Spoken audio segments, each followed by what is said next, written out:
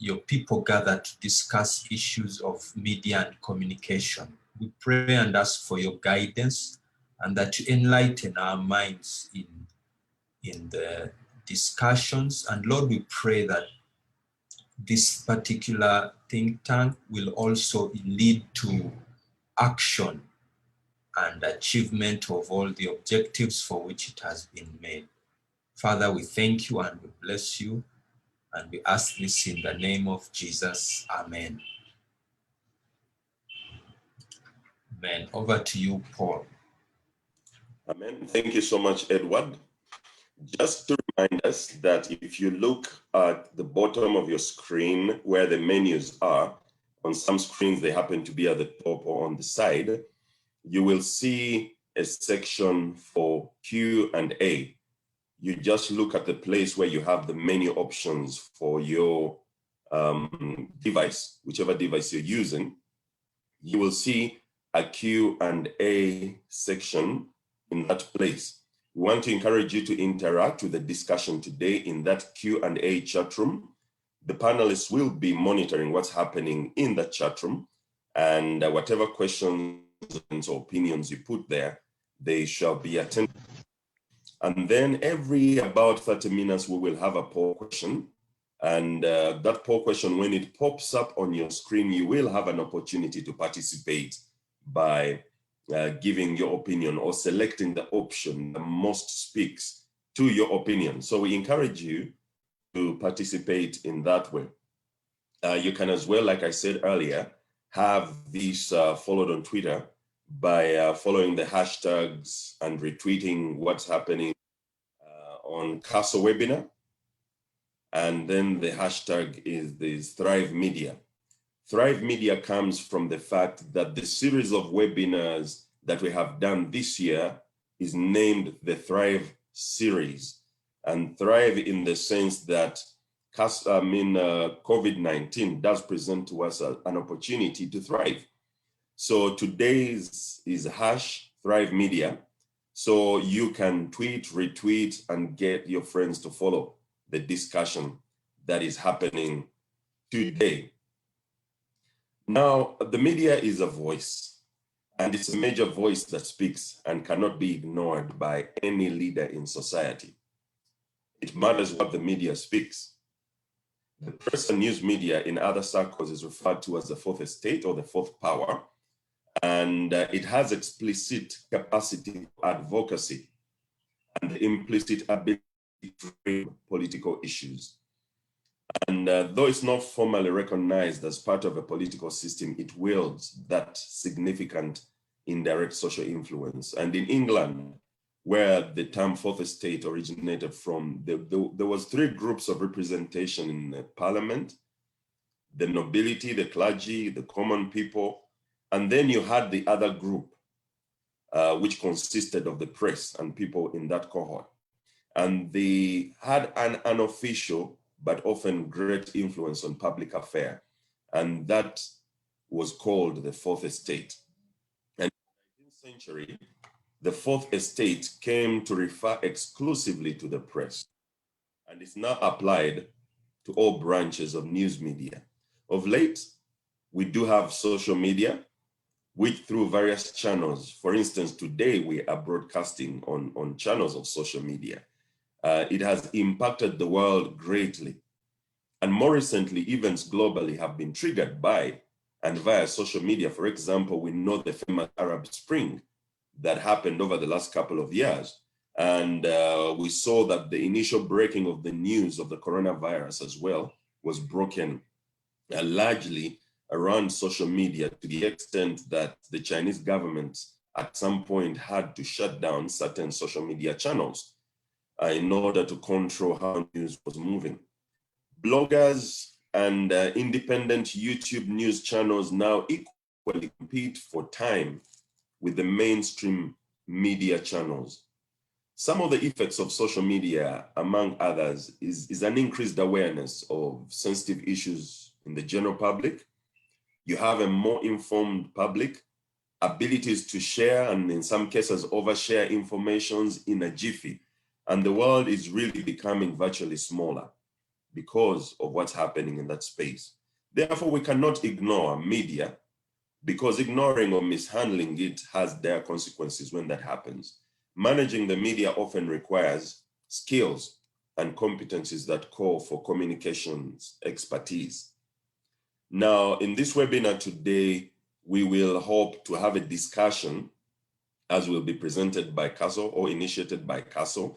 And out of that, we hope to have a paper that can be presented to decision makers to help influence future outlook.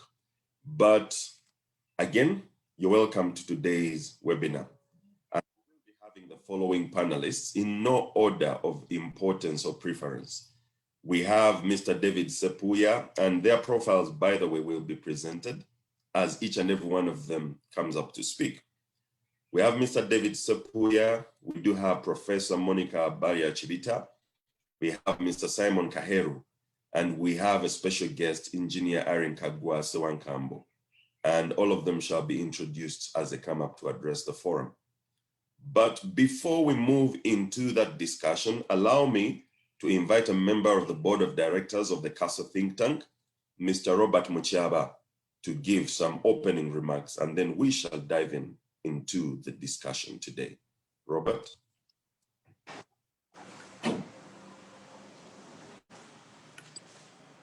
Good morning, everybody.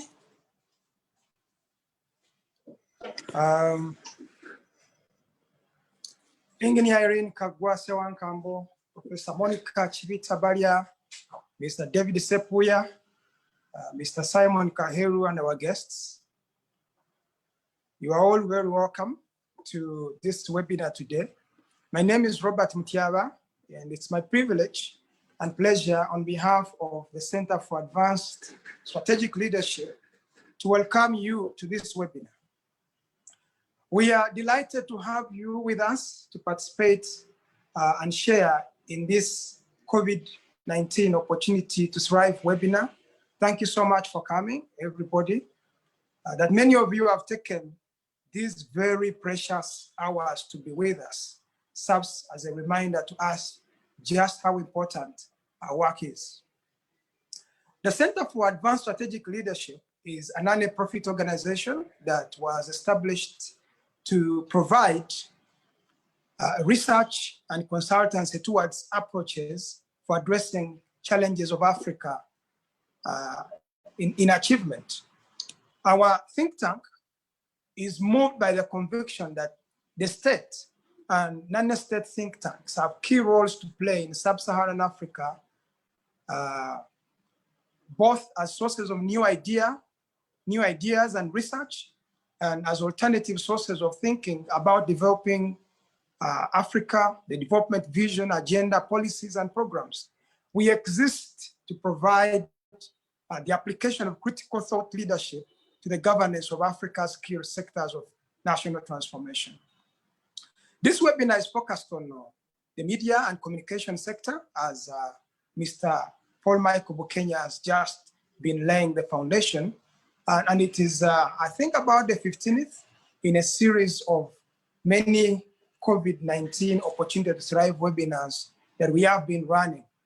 We are honored today to have Engineer Irene Sewankambo, Professor Monica Baria-Chibita, to have you, Mr. David Sepuya, and Mr. Simon Kaheru, and of course, all the guests that we have, the team that we have here. You are foremost thinkers, leaders, and actors in the media and communication sector, as well as much detail will be introduced by Mr. Paul Bukenya as he gets you to share with us. To our guests, our participants in this webinar, prepare yourself to be challenged, to be excited, and to be inspired. And before I hand over back to Mr. Paul Bukenya, our moderator for this webinar, who will also give the detail, as I've said, about each of the speakers, I want to say once more on behalf of the Center for Advanced Strategic Leadership, welcome everybody. It's wonderful to see so many of you have already signed in. Let's brace ourselves for the best this morning. Thank you very much. Thank you very much, Mr. Robert Muchaba, Board Member, Center for Strategic Leadership. Again, today, to kick us off in the discussion, we will be having Ms. Robbie Kakonge, who is a communications management consultant.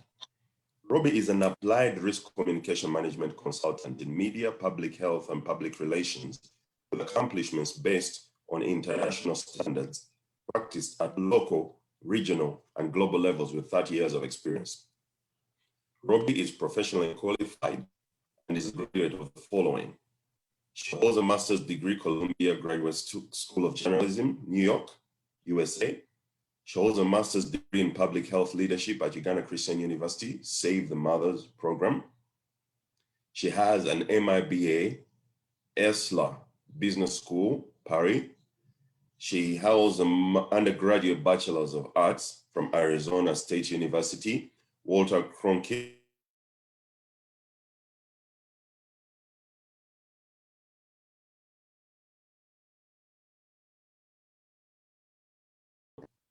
School of Public Health Applied Risk Communication for the 21st Century, from SALT, the Servant Leadership Training course, from Yale University in Professional Publishing, from Stanford on Professional Publishing, and International Labor Organization in Radio Reporting Training, and New York University Public Relations.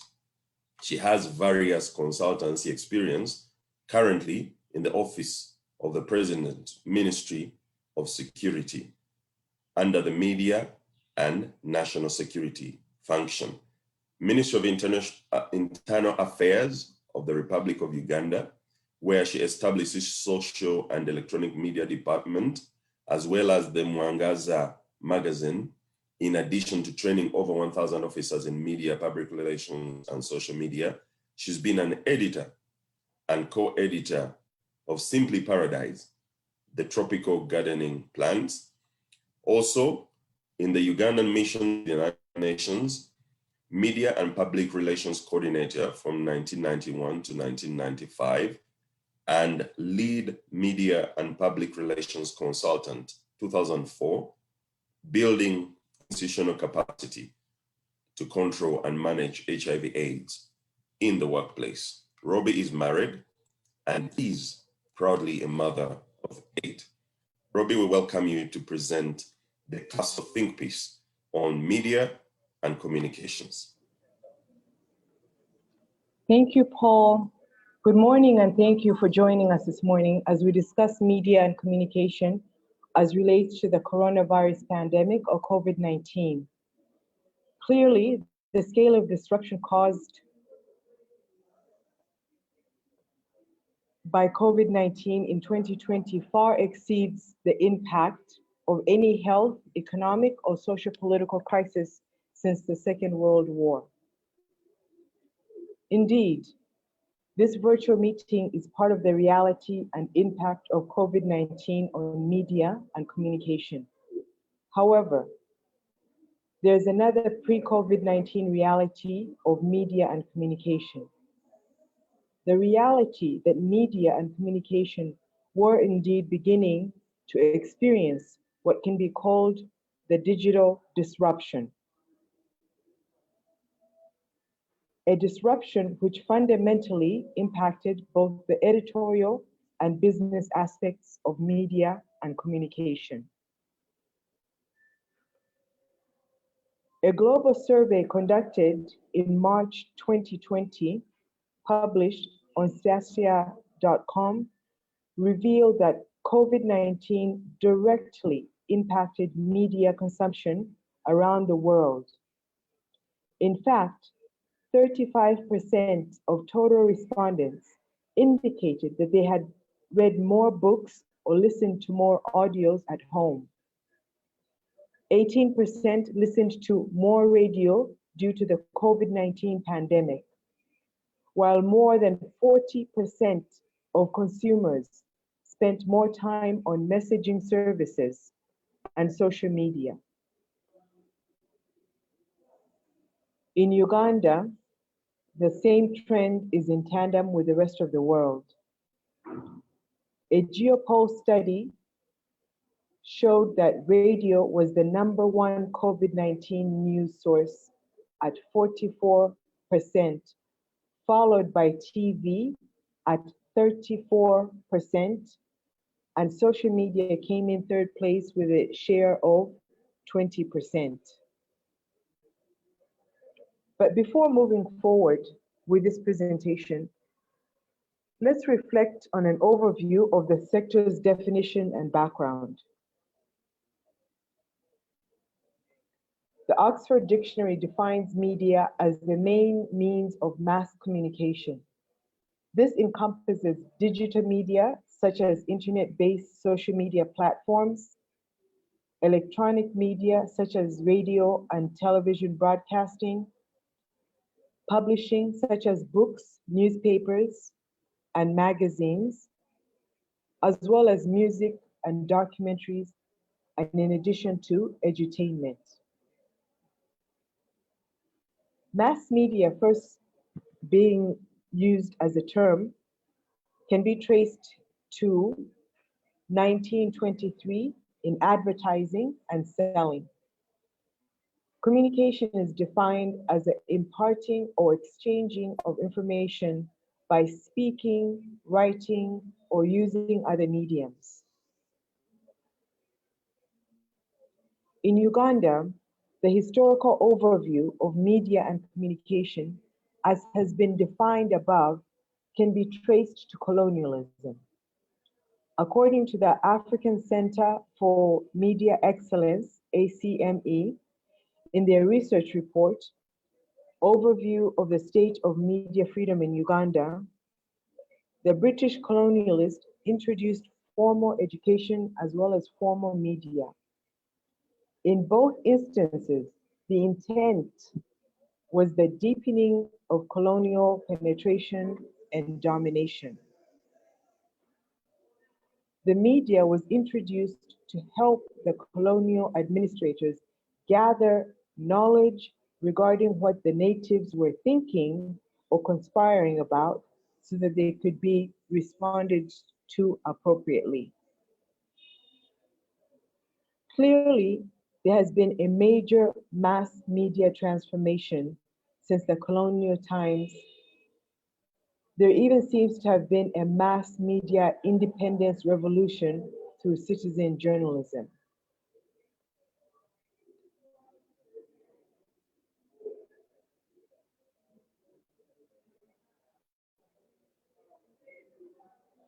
Where communities and/or individuals research and publish content based on their own narratives and without the traditional media gatekeepers.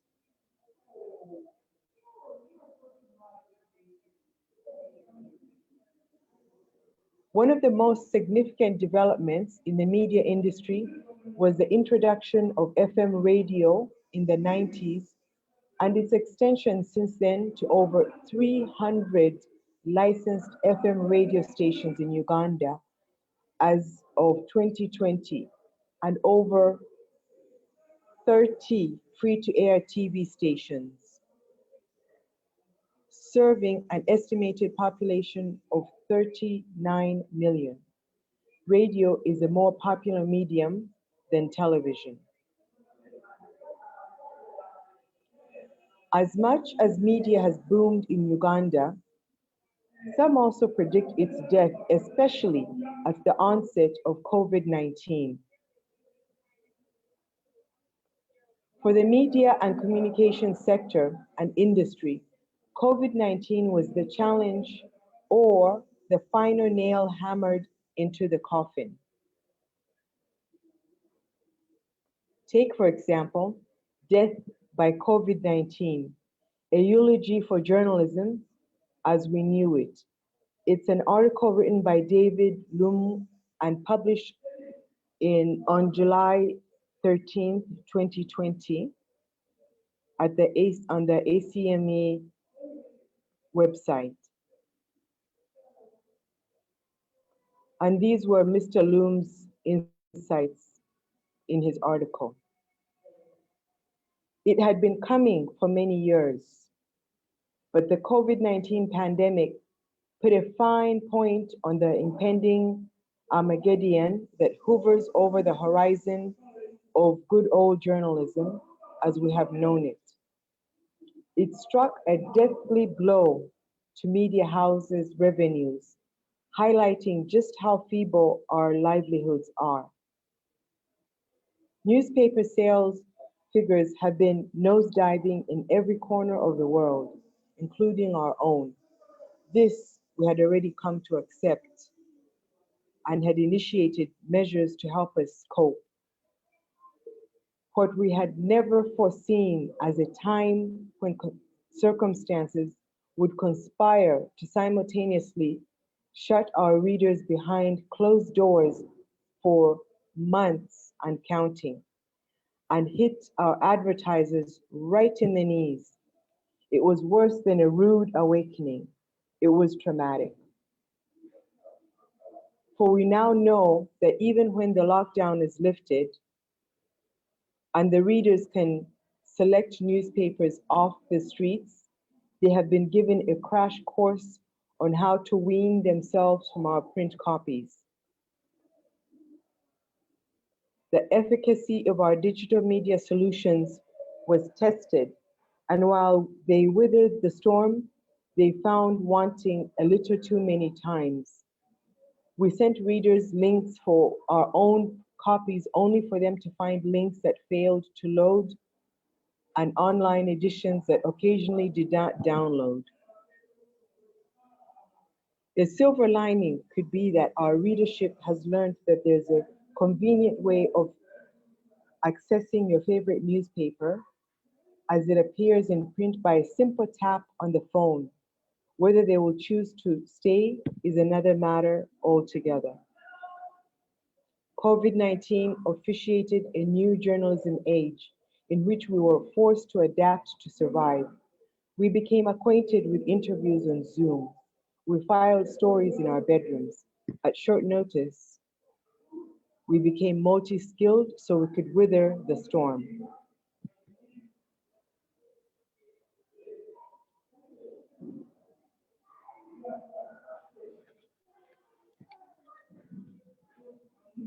Meanwhile, Uganda's policy trajectory has left print and broadcast media running on separate tracks. The institutional framework for governing broadcast media is different from that from print.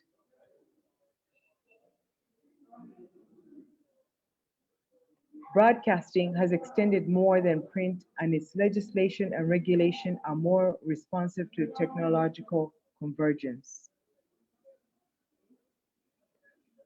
The Uganda Communications Commission is responsible for media regulation. The Broadcasting Council preceded this body, categorizing the media in Uganda by ownership, state versus private ownership. There are large private benefits of media ownership. Throughout the world, either families or the state control the media. In particular, the extent of ownership of the media, particularly in TV and radio, is striking, suggesting that governments extract value through control of information flows in the media. Since independence in 1962, the state has been a dominant player in the media terrain. Emily Comfort Marcato, 2015, Broadcasting Governance and Development in Museveni's Uganda, African Journalism Studies. Who owns the media, maintaining strong ownership of traditional print and broadcast media?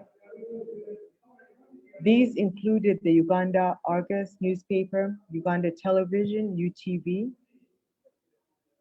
Radio Uganda, now merged as the Uganda Broadcasting Corporation, UBC, and the Vision Group.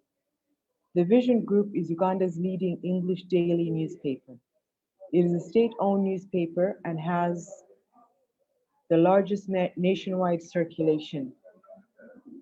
The Daily Monitor is independent English language newspaper and second in circulation to the New Vision. The two papers dominate the print section of media in Uganda. The growth of private media platforms has been aggressive over the years and across platforms.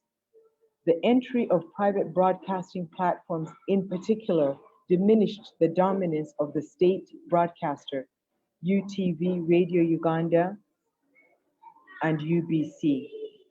And the latter is in the process of revamping its value proposition to the Ugandan audience. By platform, traditional versus online, internet and social media proliferation has led to the emergence of entirely online media platforms, some of which have gained credibility as news sources and now outnumber traditional media. Furthermore, anyone with a mobile phone can be a journalist simply by being in the right place at the right time, and hopefully for the right reason. The traditional media have had to adapt and develop online media channels as business models. By orientation, tabloid versus mainstream, whereas traditional media remain trusted sources of verified information, news, and analysis. The emergence of tabloids such as the Red Pepper has provided a challenge to that exclusivity as they have gone beyond gossip and entertainment to being a source of behind the scenes developments in official circles. One of the most critical aspects of the tabloid press is its influence of society in terms of language, tolerance for scandal, and for the more conservative in society, morals. Trends in media and communication caused by COVID-19. The dominance of social media for information, there was a rise in the place of social media, particularly in the urban centers, in shaping the public health narrative. Every day, the population was bombarded with posts of dreadful scenes of people in other countries dropping dead by roadsides and in car parks, with overwhelmed health systems in more developed economies, spelling doom for weaker economies even before reporting one case of COVID-19. This was not a movie. This was the reality. Reliance on press briefings. The COVID-19 updates were given through press briefings and press releases. The Ministry of Health launched a number of campaigns. This left the media houses with the role of relaying the information as it was given without necessarily investigating or interrogating it, since the nation was dealing with an unprecedented challenge. The media recaptured its agenda-setting role. The media has recaptured its role of informing and educating the masses. Where it had formerly been seen as an entertainer with sensational headlines and content, health issues moved from the middle of the newspapers and have now been pushed to the forefront in terms of content.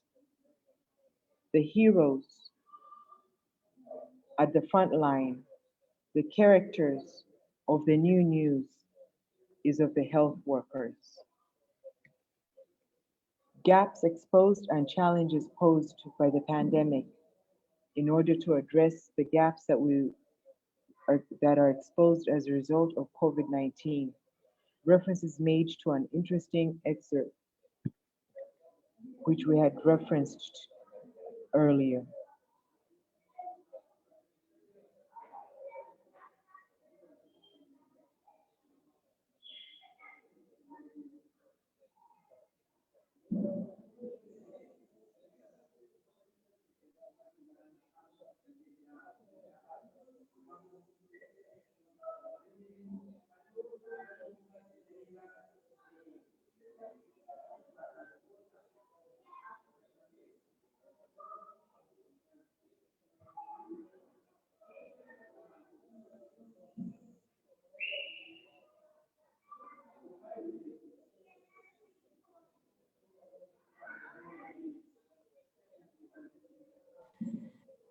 Hello, Robbie. Are you still?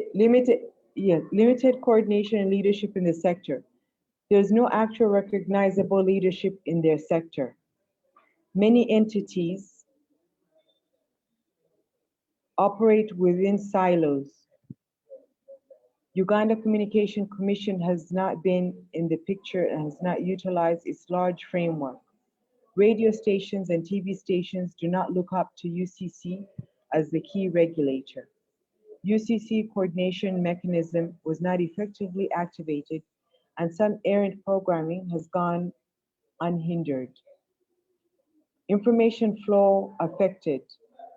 Upcountry outlets did not get information in time due to limited national connectivity. The upcountry population has not been digitalized. Weaknesses in priority marketing. Most brands have been focusing on billboards, television, and radio, and are finding it hard to focus on digital marketing sales, communication, deliveries, databases, and creation for customers. Misinformation, fake news. There's need for websites to verify information. In Uganda, the sites that verify information are not known. Media houses have been prone to carrying fake news. Furthermore, many government agencies do not have critical online presence. The legislatures are not online. Ministry accounts are dormant. Some have come alive, are just retweeting. The gap in media training. The media training for the media talent is limited. Each media house is keen on ensuring that they are breaking news. Since communication is a two-way street, why are the media houses away from Kampala unable to develop content that can be used in the cosmopolitan sources? There is need for media houses to teach journalists about media ethics. If not, media houses will lose their credibility.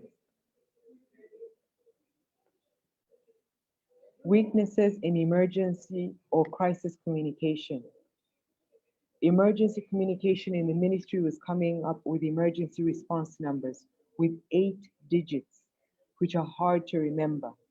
The call centers were also not ready to handle emergencies. Language barrier, especially in health communication.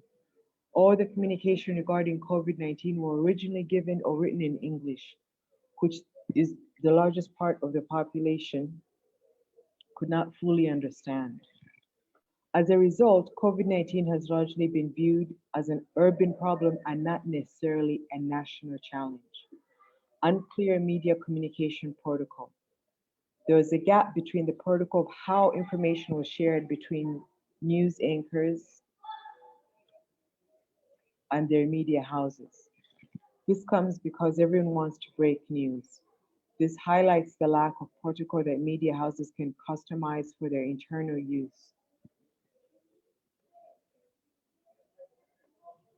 Let's now have a view of opportunities and recommendations. Journalism that was formerly frowned upon emerged as an essential service.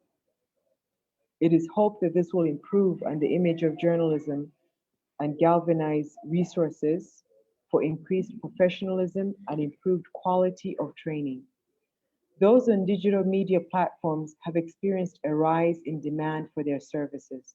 This is a perfect opportunity for all the government and its agencies to go online and build up their engagement. There's a great opportunity for digital media to be included as part of journalism training. Innovation.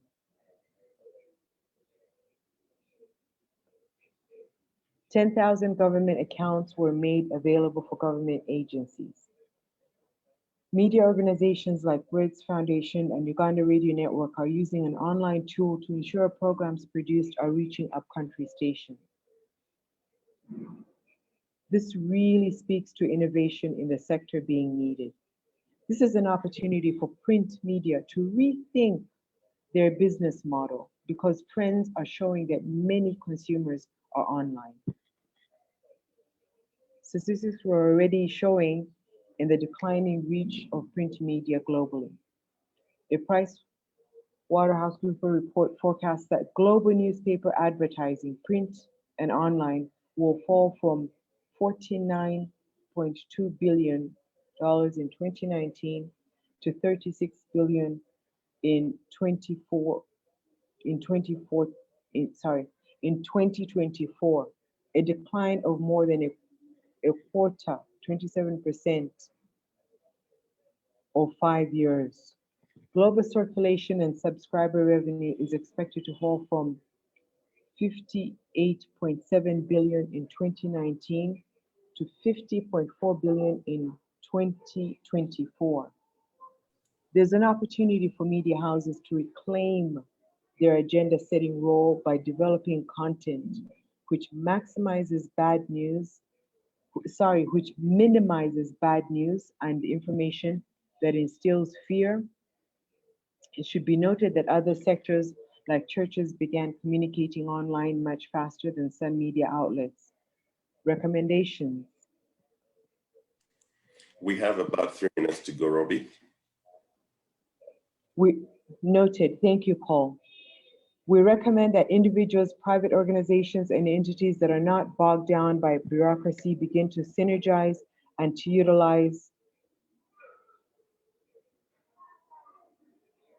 leverage the media to promote positive, wholesome content. The nation, the continent, and the globe is listening. This is a good time for the emergence or expansion of independent shadow media platforms which inform, educate, and entertain. Family-friendly, promoting wholesome values, contextual skill set, and good news. There's need to strengthen the regulatory frame. Those who default should be punished. There's also a need for the identification and validation.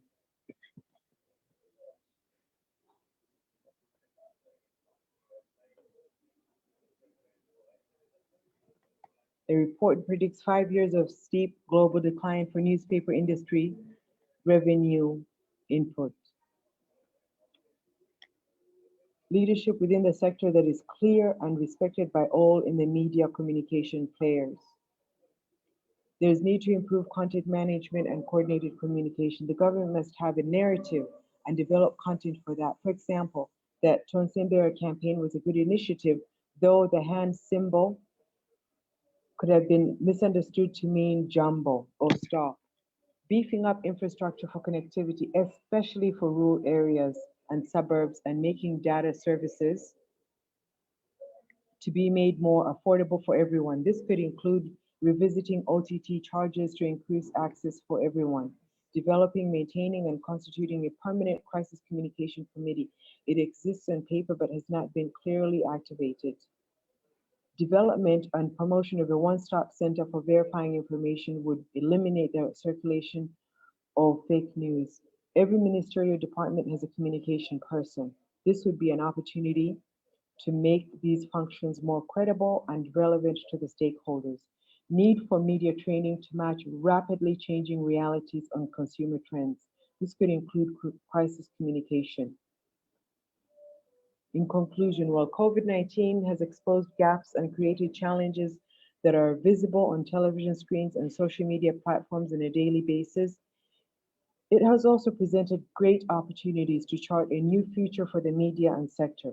Whether or not this desirable future unfolds will depend on whether all key stakeholders will unite to arise to seize the opportunities that have emerged. Should the actors fail in this, then even the drive for import substitution and industrialization will be affected by the high costs of logistics. I thank you for your time. Thank you very much, Robbie, for presenting that think piece. We are now going to go direct into the first panelist, but before we get into that, I just want to encourage those of us following this discussion We do have a Q&A section on your device. It might be at the bottom or on the side or at the top, wherever your menus sit. Kindly participate in the discussion on the Q&A. You can ask your questions or you can give your view and opinion in that section. You can as well retweet this discussion. The hashtags for today are CASO webinar and Thrive Media. CASO webinar and Thrive Media. We as well are broadcasting live on Facebook Live, so you can as well host a watch party and invite as many of your friends, colleagues, and followers into the discussion. The first panelist responding to the discussion today is Mr. David Sepuya, and I will be reading out David's profile. David is a teacher of the Word of God, a servant in prophetic ministry, an internationally published writer, a publishing consultant, and a seasoned journalist who has served as editor-in-chief of the New Vision and the Daily Monitor newspapers, Uganda's two biggest media houses. David ministers in Uganda, Israel, and a few African countries. His books include Understanding and Acting on Your Dreams, Africa's Industrialization and Prosperity from Esau Syndrome to Structural Adjustment Strategy, whose thesis has been adopted by New York publisher Springer in analyzing the place of globalization in the world economy, Overcoming Africa's 10 Plagues, and Uganda, Africa, and Israel Prophetic Implications. Other books are institutional biographies of the Bank of Uganda and the World Bank in Uganda and in Tanzania. David is also a public speaker on African and international history and contemporary social and economic affairs. David, kindly take the space and comment on the discussion today. Welcome, David. Thank you, Paul. I want to thank my sister, Robbie. Thank you for a very in-depth presentation. I'll go straight to my comments. You mentioned something on a one-stop center for verification of information. You didn't develop it much, and I know in the context of our time, maybe you didn't have the time, but when I heard it, indeed, when I read the think piece, the first impression that came in my mind was no, no, no. You do not want a formal information management center, because this can encourage censorship. One of the great things about social media or the digital broadcast by digital means is that it's given us much more freedom. And the last thing you want is anyone censoring. Tanzania is trying this right now. If you centralize the management of information to take us back to those old Marxist days, we cannot afford that. Rather, what I think, and I understand where you come from, Robbie, on this point, what I think is much more important would be to develop a much more vigorous application of the news essentials to get proper, well-informed news or information. Those old essentials of the 5 W's, who, what, where, when, and how. If we can do this a little more vigorously, then we shall have more credible news, but we just cannot afford to get into the management of information by a centralized body. That would be very, very dangerous for the media. We moved from there 20 or 30 years ago. We cannot afford to go back there. Indeed, but maybe there's something else you mentioned, and I think that's the way to go, because I believe many of us are worried and weary of fake news.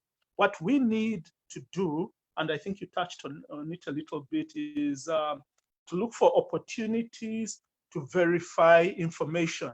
Globally, there is an organization called Snopes.com. Snopes is a good at fact checking. Maybe we need to develop something like that here in Uganda. I think that's where opportunity lies. It's an opportunity to thrive.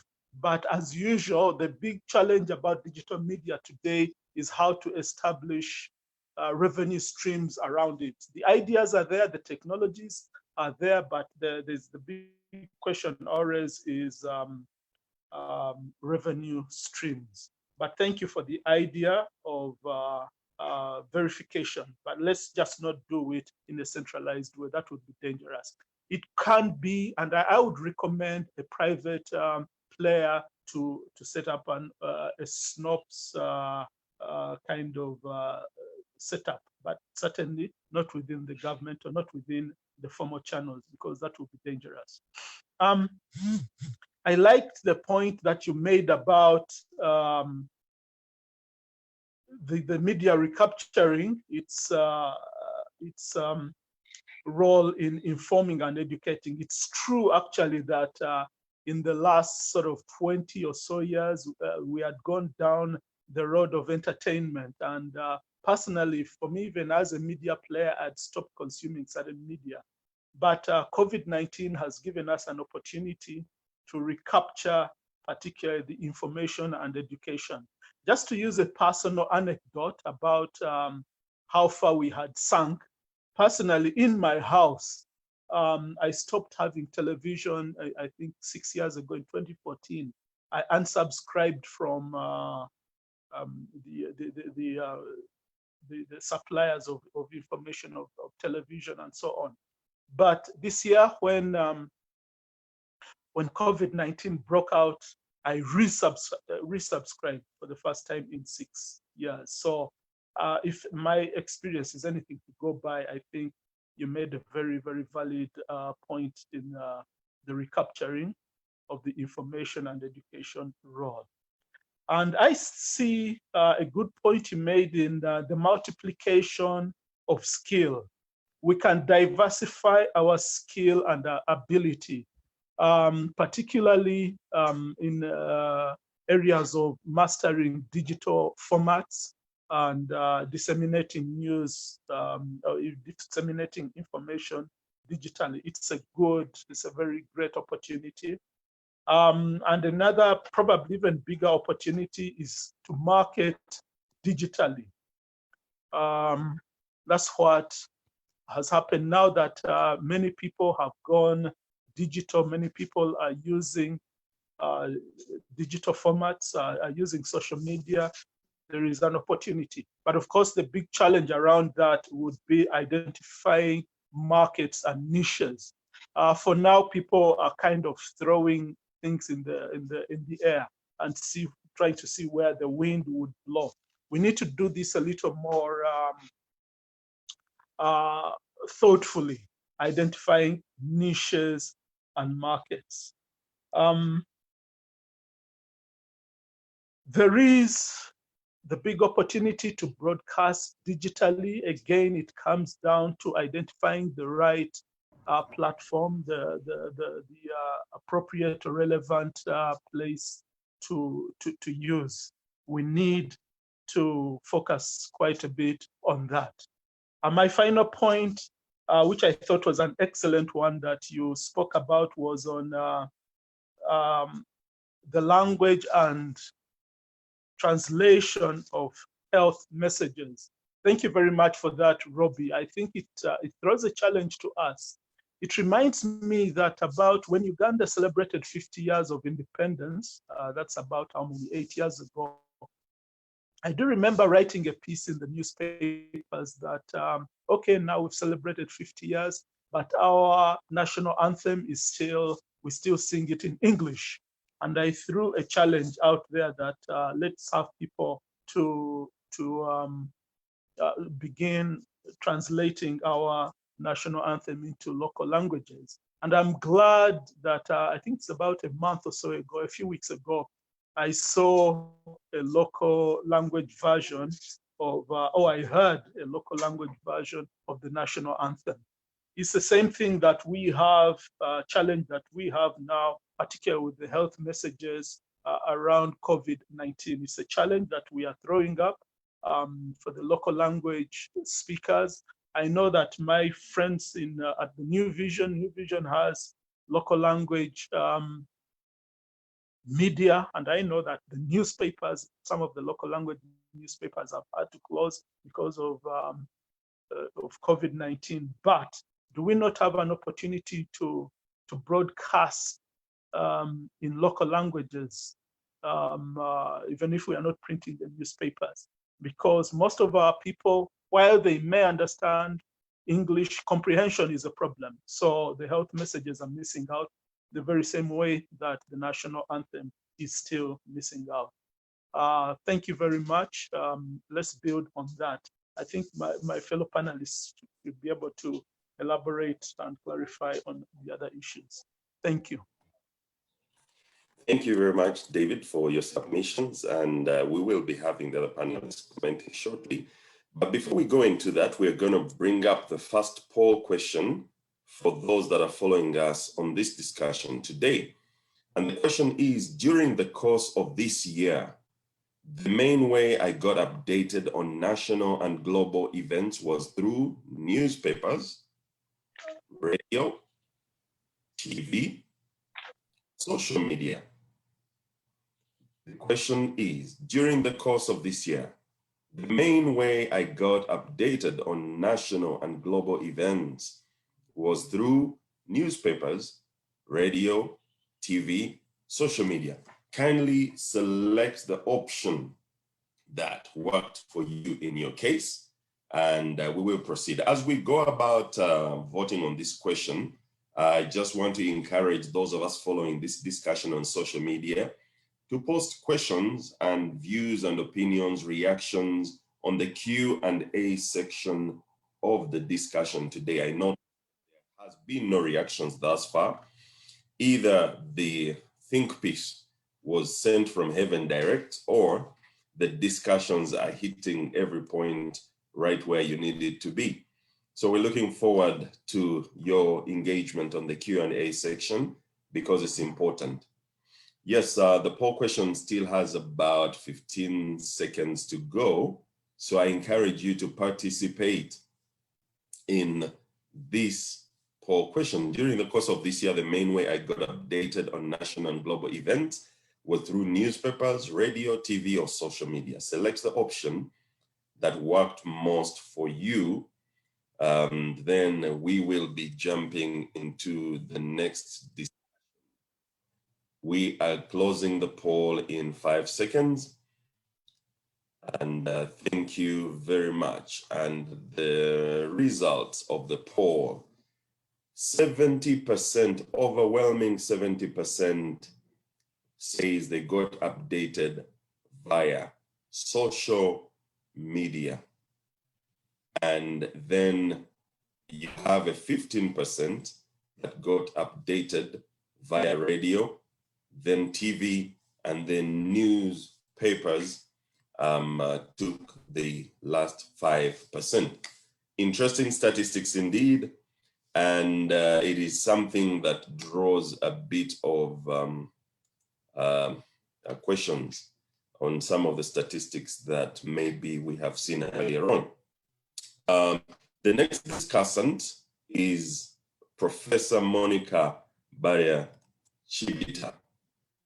Professor Monica Barya-Chibita's profile is coming up shortly. She is an associate professor and dean, Faculty of Journalism, Media and Communication. Monica is a professor and dean, Faculty of Journalism, Media and Communication, and coordinator of the NORAD Building Capacity for a Changing Media Environment project at Uganda Christian University. She holds a Doctor of Literature and Philosophy in Communication, University of South Africa, a Master of Arts in Journalism, University of Iowa, and Bachelor of Arts Education, Makerere University. She served at Makerere University for 17 years, Associate Professor and Head of Department at Makerere University between years of 1994 and 2011, leaving as Associate Professor and Head of Department, Mass Communication. She has served on several boards, including Uganda's Broadcasting Council, the New Vision Printing and Publishing Corporation, the African Center for Media Excellence, the East African Communication Association, AMREF Health Africa, Uganda, World Vision Uganda, and World Vision International. Her research interests are in the broad area of media and democracy, with specific interest in regulation, diversity, and participation. She has published on the subjects of indigenous language media, media history, media regulation, media and migration, media education, and new media and participation. She is Associate Editor of the Journal of African Media Studies and serves on the editorial boards of several other journals in the field, including Nordicom Review, Comunicatio, African Journalism Studies, and Journalism Studies. Monica is an alumnus of the Institute for National Transformation. She is married with 5 children. Welcome, Professor, and give your contribution to the discussion. Thank you very much, Paul. Thank you for your kind introduction, and good morning, everybody. I would like to take this opportunity to thank the presenter for that overview of the media context and also for her analysis of opportunities and challenges. And I would also like to say hello, Robbie. It's a long time since we have met. I will try and tackle the paper bit by bit. I found that maybe the best way to organize my thoughts. I would like to start with the context, and I like the context that you presented. I would just like to add one thing, which you mentioned in passing, but I think that really needs to be emphasized, and that is the factor of the commercialization of the media. I think that is a really, really important factor, and I will mention its implications for the COVID-19 period as we go along. The paper categorizes the media under ownership, platform, and orientation. So the paper talks about the kinds of ownership that we have. And to those kinds of ownership, I would like to add the fact that our media, as David rightfully observed, maybe indirectly, are owned by government, then private business people, and religious organizations in that order. They are community media, but whether or not they are owned by the community is still a discussion that we are having. It's not very clear. Then you distinguished the media by platform, and you mentioned that the difference or the dichotomy between traditional and online media platforms or digital media platforms. And you mentioned that traditional media you mentioned actually you distinguished them by tabloid and mainstream, and that the papers and that most newspapers have had to kind of adopt and have an online presence in order to survive.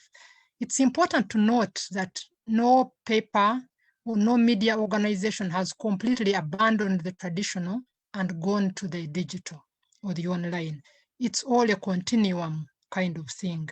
We have a hybrid arrangement, and there's a lot of experimenting going on.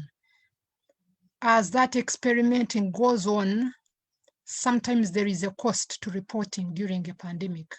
If you have a new technology, you're trying it out, and important information is coming in, but you people haven't mastered it and so on, sometimes there is a cost to that. There's also a cost to short-term viability, because nobody has found a formula to adequately monetize online audiences. You also talked about orientation, the media being differentiated by orientation, and you talked about or tabloid mainstream was under orientation. There's also orientation by political inclination, which we should not forget. It used to be that people frowned upon a media house stating a clear political position. Our friends in the United States and the UK have long forgotten that, and they even endorse candidates. I am not saying that's the right way to go, but I'm saying that I see an inclination in that direction. Then there is also religious orientation, which we should not forget. We have a number of media that are owned by the Catholic Church, the Muslim faith, Seventh-day Adventists, Pentecostal churches, and so on. We also have media that are owned primarily by cultural entities, like CBS. We also have one unique one, which is Mama FM, which is differentiated on the basis of gender. It's owned by Uganda Media Women's Association, and it's kind of one of its kind. But we need to note one thing about orientation, that a number of times the orientation of a media organization is hybrid. It is not that a religious organization cannot be commercial or cannot be political. If that is the way it was meant to be, it is not working that way. A lot of them are actually hybrid.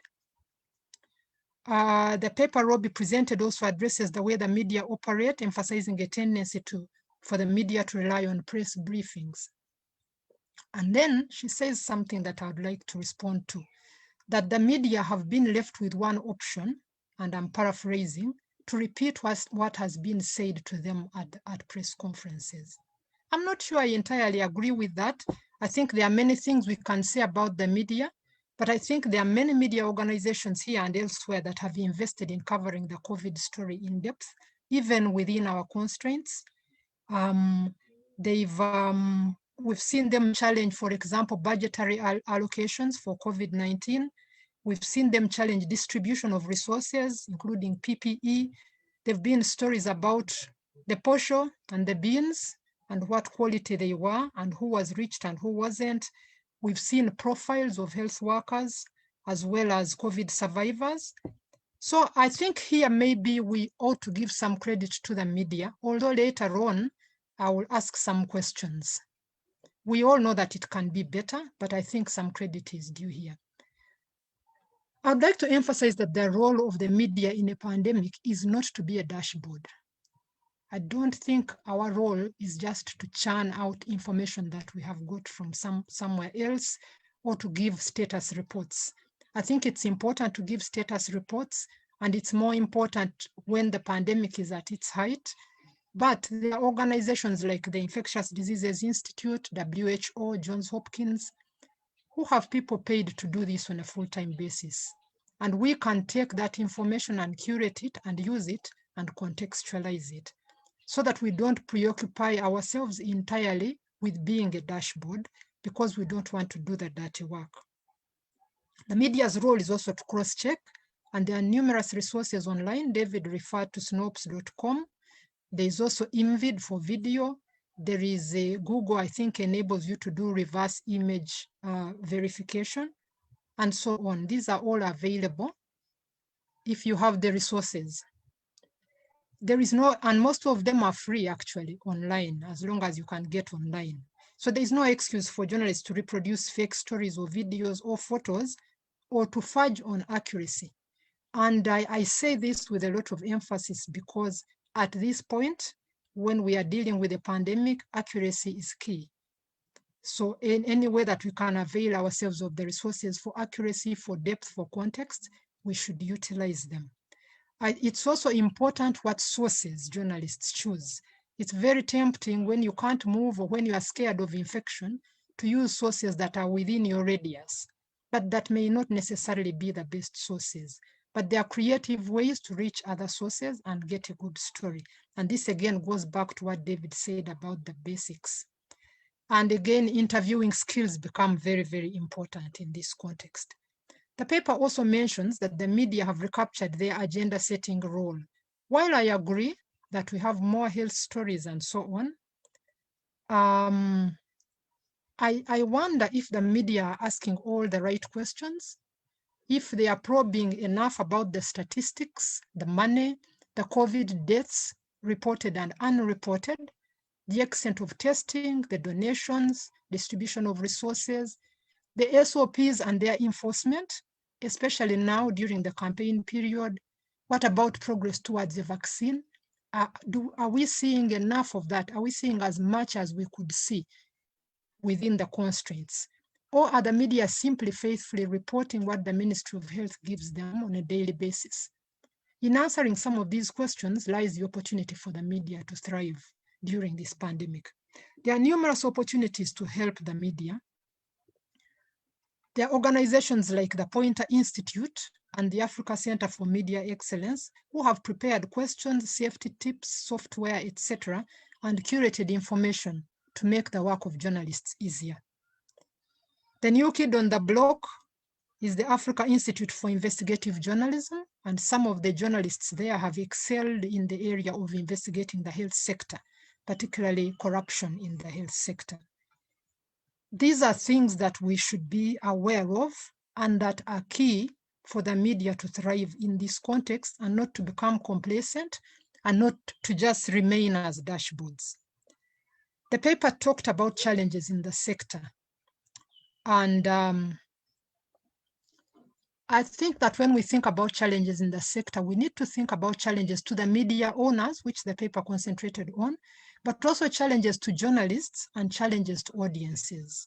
So I'll talk about challenges to media owners and just say that these have been well articulated, but I would certainly emphasize the aspect of the sudden loss of advertising revenue. A lot of media houses are on their knees because of this. They didn't see it coming. And many of them do not have the wherewithal to fill this gap. A number have probably folded. I don't have the statistics, but I can predict without being a prophetess that in the next year or so, we will have fewer media houses than we have this year. I may be wrong. The other area is challenges to journalists themselves. A lot of times we forget the daily risk of contracting COVID-19 that the journalists put themselves at. And we must laud our journalists for continuing to go out there and getting the story at the risk of their lives and largely cheerfully. But we must remember that the risk for them is tremendous. And unless this risk is addressed, the sector could suffer great losses. There are also challenges to audiences. And one of the biggest challenges I see is economic. It was hard enough to buy a paper at 2,000 shillings. But now, in order to access news, you need to spend money on, first of all, you need to have a gadget and you need to spend money on data. It makes it a little bit more complicated for somebody. Sometimes we think about audiences as if they are synonymous with Kampala audiences, but there are audiences with very, very basic needs out there, which we must not forget.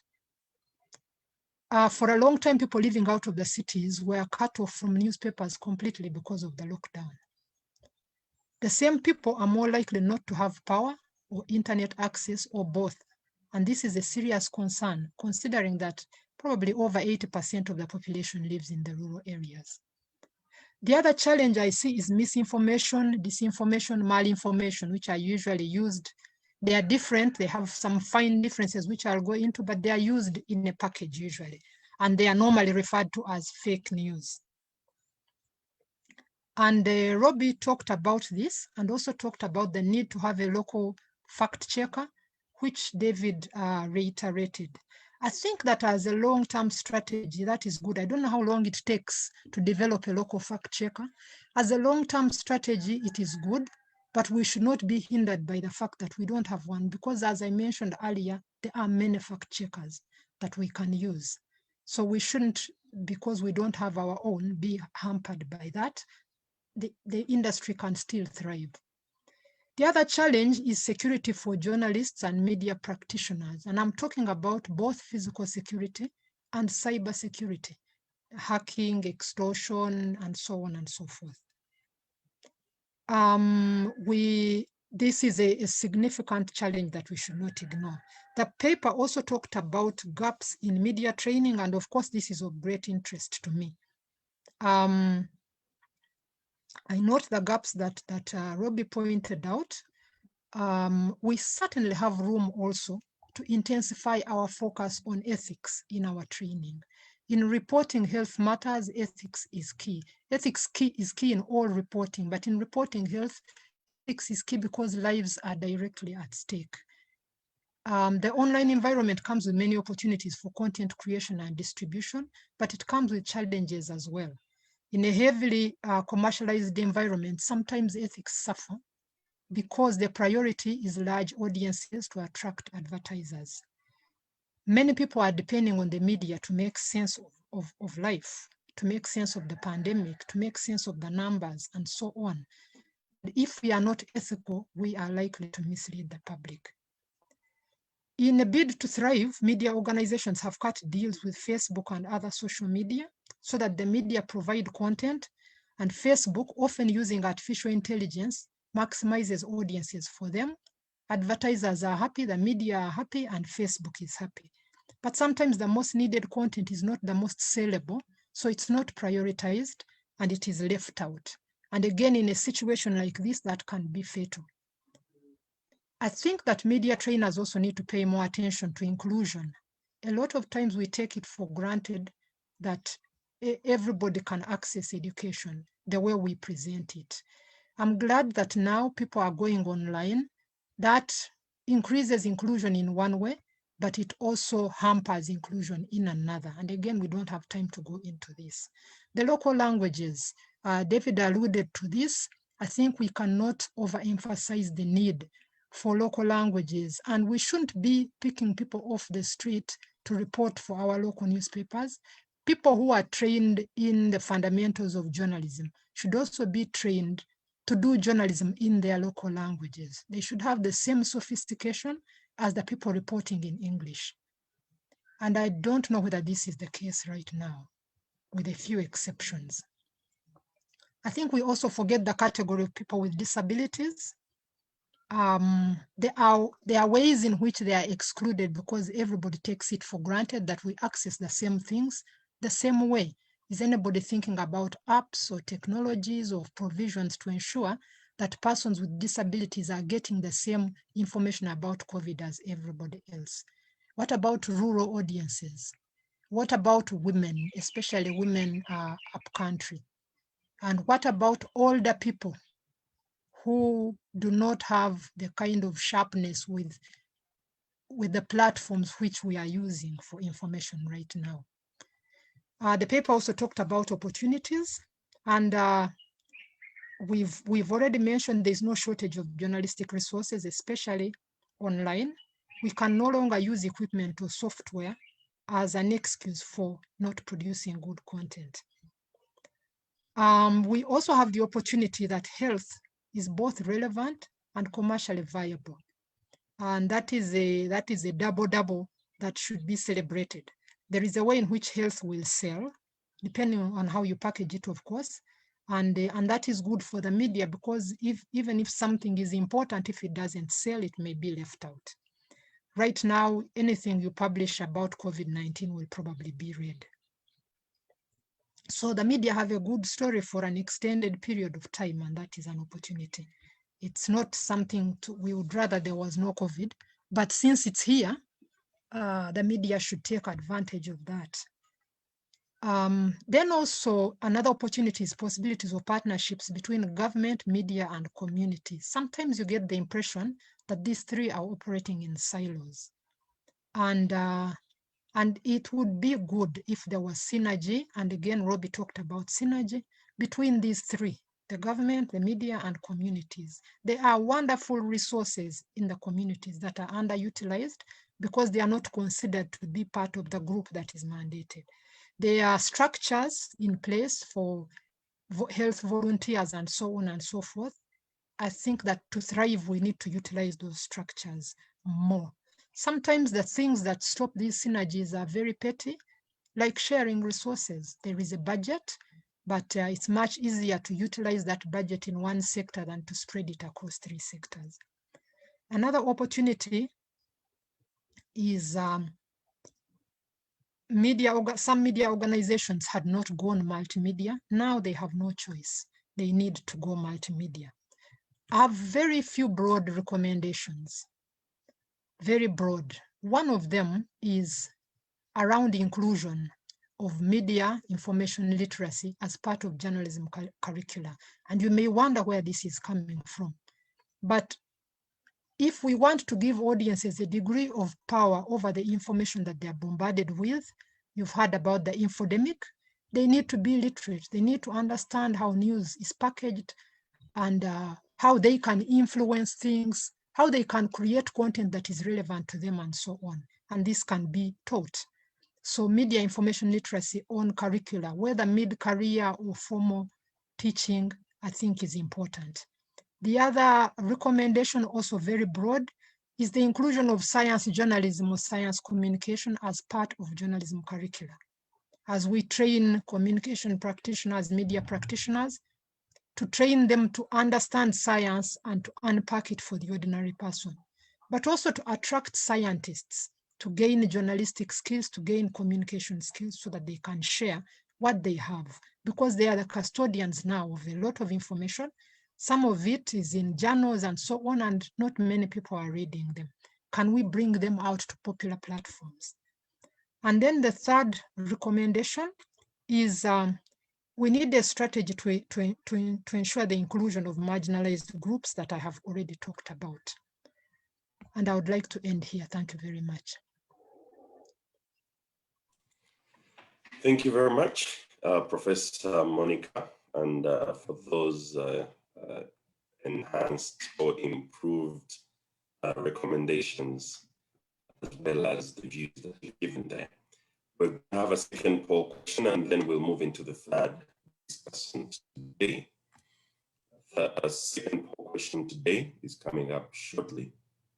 And the question reads, what do you see dominating the media space in the next 10 years? What do you see dominating the media space in the next 10 years? Is it print media? Is it radio? Is it TV? Is it social media? Is it print, radio, TV, or social media? What do you see as dominating the media space in the next 10 years? What do you see as dominating the media space in the next 10 years? Make your view known.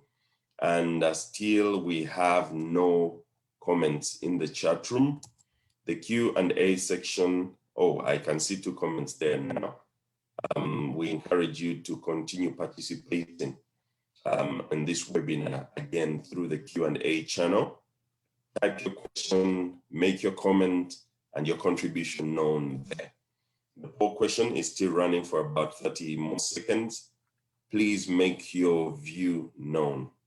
And the question right now is, what do you see as dominating the media space in the next 10 years? Print, radio, TV, or social media? What do you see as dominating the media space in the next 10 years? Please make your view known, and in the next 15 seconds, we will be shutting down the poll. But it's important that we get your contribution and your view and opinion to this. Then we will move into discussant number 3. And next 5 seconds, we are shutting down this poll. I hope you have made your view known. And an overwhelming 95% of us see social media as dominating the media space, and then 5% as radio, and nothing to print, nothing to TV. Interesting statistics indeed. Well, I guess this is a good time for having Mr. Simon Kaheru to come in. Simon is an enthusiastic Ugandan who describes himself as a professional communicator. On an ordinary day, Simon is Public Affairs and Communications Director at Coca-Cola Beverages Africa Uganda subsidiaries, Century Bottling. And he as well serves on the boards of the Uganda Manufacturers Association, the East African Business Council, the American Chamber of Commerce, and the ICT Association of Uganda. Over the last 20 years or so, Simon has worked at various levels in the mainstream media in Uganda, reported for global media, served the government of Uganda as an executive, and worked in busy corporate bodies within Uganda regionally and globally. He has as well run his own business in ICT and communications. Simon is fun-loving, extroverted, likes reading and writing, and the only part of his life that he finds more important than the internet and his country, Uganda, is family. What an interesting person to have as our third discussant. Simon, take it away and discuss the subject today. Thank you very much. And thanks for having me here. It's a great way to spend any morning with erudite persons like my fellow panelists here. Very informative, very insightful. Both David and Monica have made exhaustive comments, which gives me a bit of a challenge, but of course, they've been my mentors for a long time and I look up to them in very many ways, so salute. Robbie, well done. It's a very good paper that you put forward and you've created a lot of thought for many of us. The first thing that I picked up was your mention of media use for control of society. And that was a very good highlight that you put forward when you mentioned that the colonialists used the media to control people. And I don't think much has changed ever since. Whereas you may attribute that control to the colonialists back then, to this day, all governments use the media to control society. It doesn't have to be political control, but control in very many different ways. And I guess that's why this discussion is so important today. Right now, we're discussing the higher ideals around communication and the media, but at some point we should also raise questions about the lower, I don't want to call them ideals, but the lower aspects of that relationship between government and the media. At the beginning of this COVID-19 pandemic, I remember one of the big stories was how much money the government was allocating to media houses. And I was very uncomfortable at that time and voiced that discomfort with the idea that the government needed to spend money for the media to cover COVID-19. And Monica has alluded to this as well. COVID-19 was and is a story that is unavoidable. The media has a duty to highlight everything around COVID-19 without anybody paying them to do so. But of course, if that money were being allocated to keep the media houses afloat, keep them running, then perhaps it'd be a justification. And I'm hoping that during the plenary discussion and even when Irene comes up to speak, that is one of the things that's explained and explored further. But I'm not going to be a Puritan today. Robbie pointed out COVID-19 has disrupted life, no doubt, but it's also created a major opportunity or set of opportunities for communications professionals. And I want to highlight or stress what you put forward about communications professionals becoming even more relevant. The key tool in the arsenal against COVID-19 has been communication, no question. And everybody has focused on that, from the WHO right down to we as individuals. Communication, communication, communication. Education and awareness has been that one method that everybody agreed is going to save lives. And Monica mentioned fake news in many different terms, including malinformation. Very interesting one. That kills people. And that's why the media and professional communicators have had a much more important role to play, especially during this pandemic. Now, one thing that Robbie, I want all of us to focus more on when we're discussing communication and media and COVID-19 is one media channel that many people neglect and yet has been very important during this period. And that, coming from a corporate organization such as I represent, is what we call internal communication.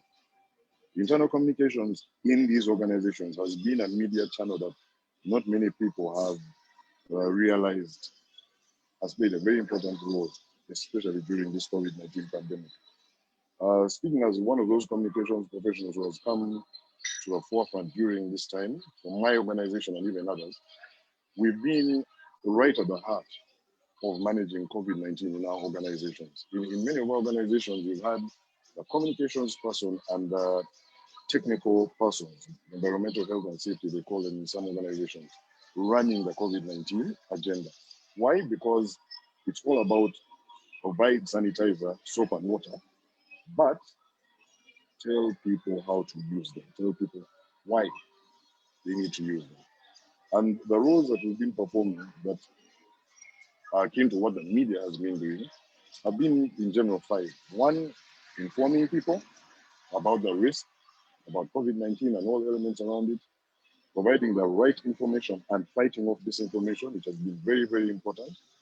And that there has created that link between your corporate communications persons and journalists, because your corporate communication people, who in most cases in regular times spend all their effort trying to do what in Uganda we call PR, quotation marks, projecting the organization positively in the media, have instead spent more time getting from the media, whether it's social media or traditional media, the right information to send to the people within the organization. And identifying what information is wrong and that needs to be avoided. We've also, and this is another role that the media has been performing, and both David and Monica mentioned, have been keeping people engaged and motivated. And as Robbie pointed out, now more people are working remotely, working away from their regular offices. The media has had a very good role, and I'm going to talk a little bit about platforms in a few seconds. But the media now, today, includes this, what we are doing now. This is a webinar. You could call it a meeting online, but there are people logged into this in order to get information. And there are people who've been, when people have been clicking on that poll, or the poll question, social media, many of them include these webinars and online events that they log into, right? Now, in corporate organizations, that's been one of the functions of the communications professionals.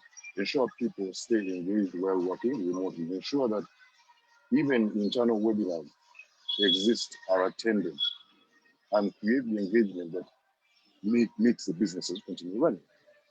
And then one very key element, warding off stress, anxiety, and depression. I mean, one of the biggest issues with COVID-19, besides the risk of illness and death, is the damage it has caused to mental health in very many ways, including people who don't want to be at home because of their own issues, and yet they've been forced to work from home. And so the entertainment factor that Robbie mentioned, whereas we're happy that that's been decreased now for more serious issues, has still been necessary. Because without it, you see depression rising. And then most of all, educating people, educating them not only around COVID-19, but even what we should have considered basic public health information. Why did we need this pandemic to come in before we tell people to wash their hands with soap and water? Very good question. This is stuff that we should have known beforehand, and that we now are telling people on a regular basis. And that's what the media is doing out there, same as we in the corporate world as communications professionals. So when we talk about media and communications, we need to look at that, the entire ecosystem: government, the media houses, and then these other channels that exist where people are consuming information.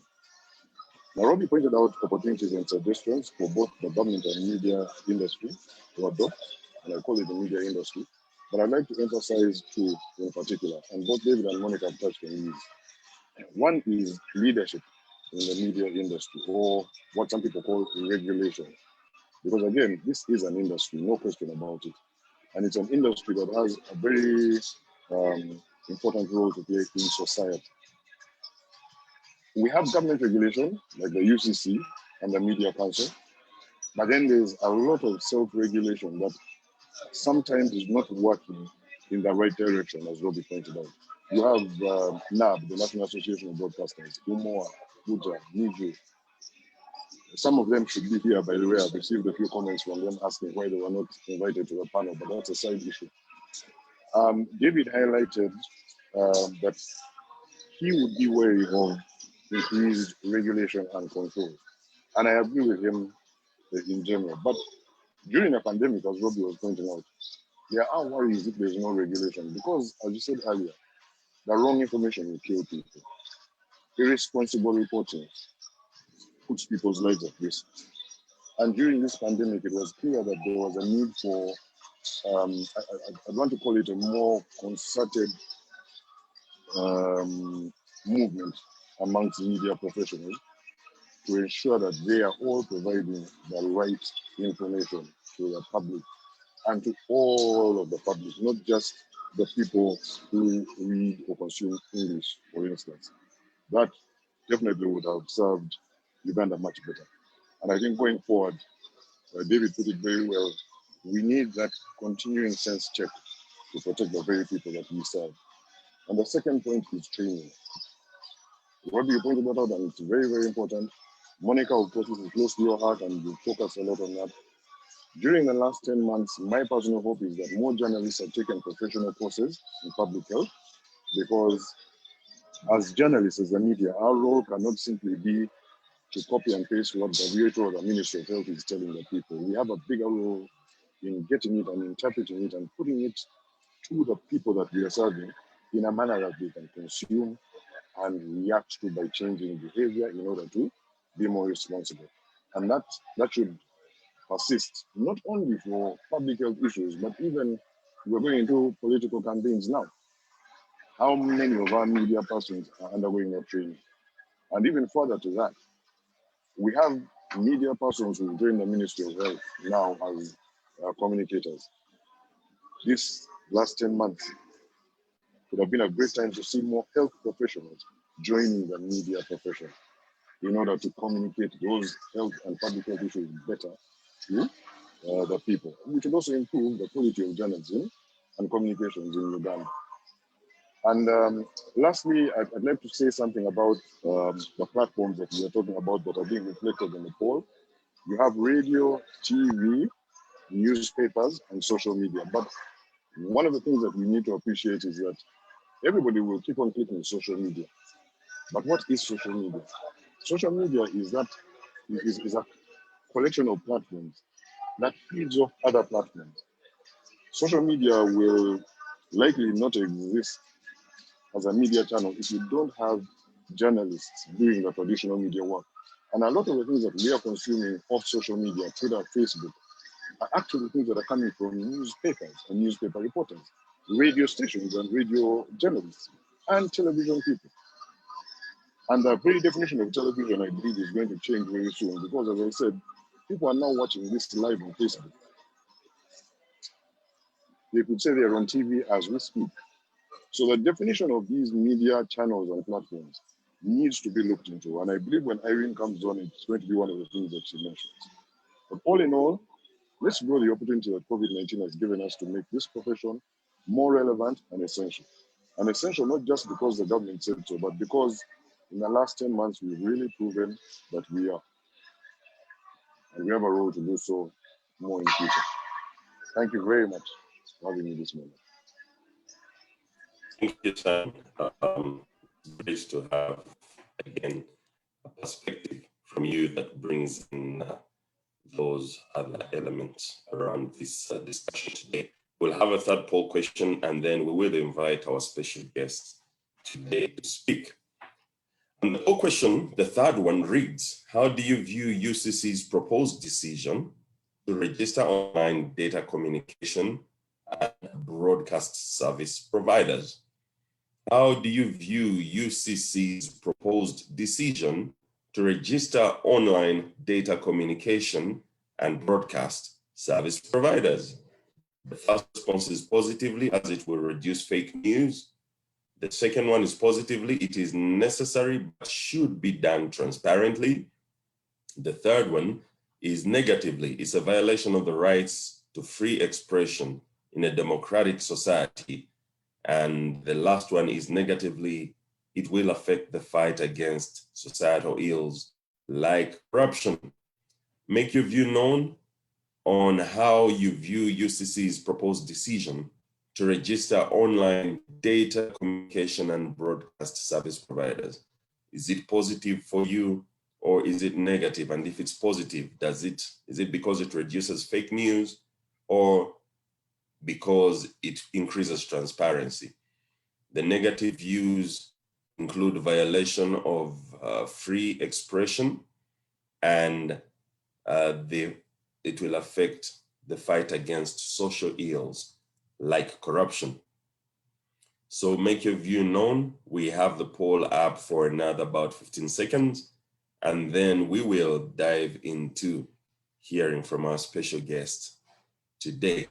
Discussion at hand is media and communications today on this CASO webinar.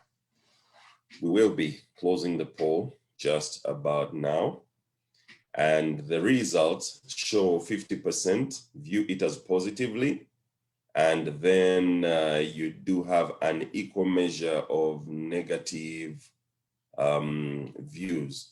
The ones who view it as positively in 50% are because it increases transparency. Interestingly, very few people think it helps reduce fake news, which is a 6%. And then the ones who look at it negatively, they equally think it's a violation of the right to free expression, and as well, it will affect the fight against societal ills like corruption. Thank you for your participation in that poll. And right about now, we are going to be having our special guest for today. And our guest is Mrs. Irene Kagwa-Sowankambo, who is the Director for Engineering and Communication Infrastructure at the Uganda Communications Commission. She also is the Acting Executive Director.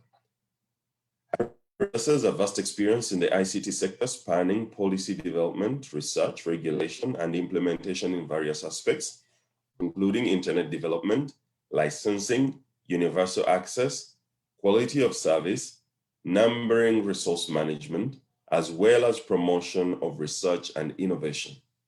She is an engineer by profession, and Irene holds a Master of Science in Communication Systems and Signal Processing from University of Bristol in the UK, and a Master of Science in Economic Management and Policy, and that's from the University of Strathclyde in the United Kingdom.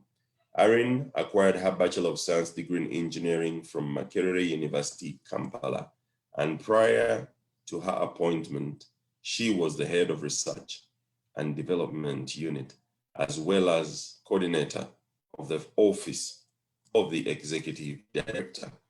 Irene, you're welcome. Please speak to us, and we need to hear from you.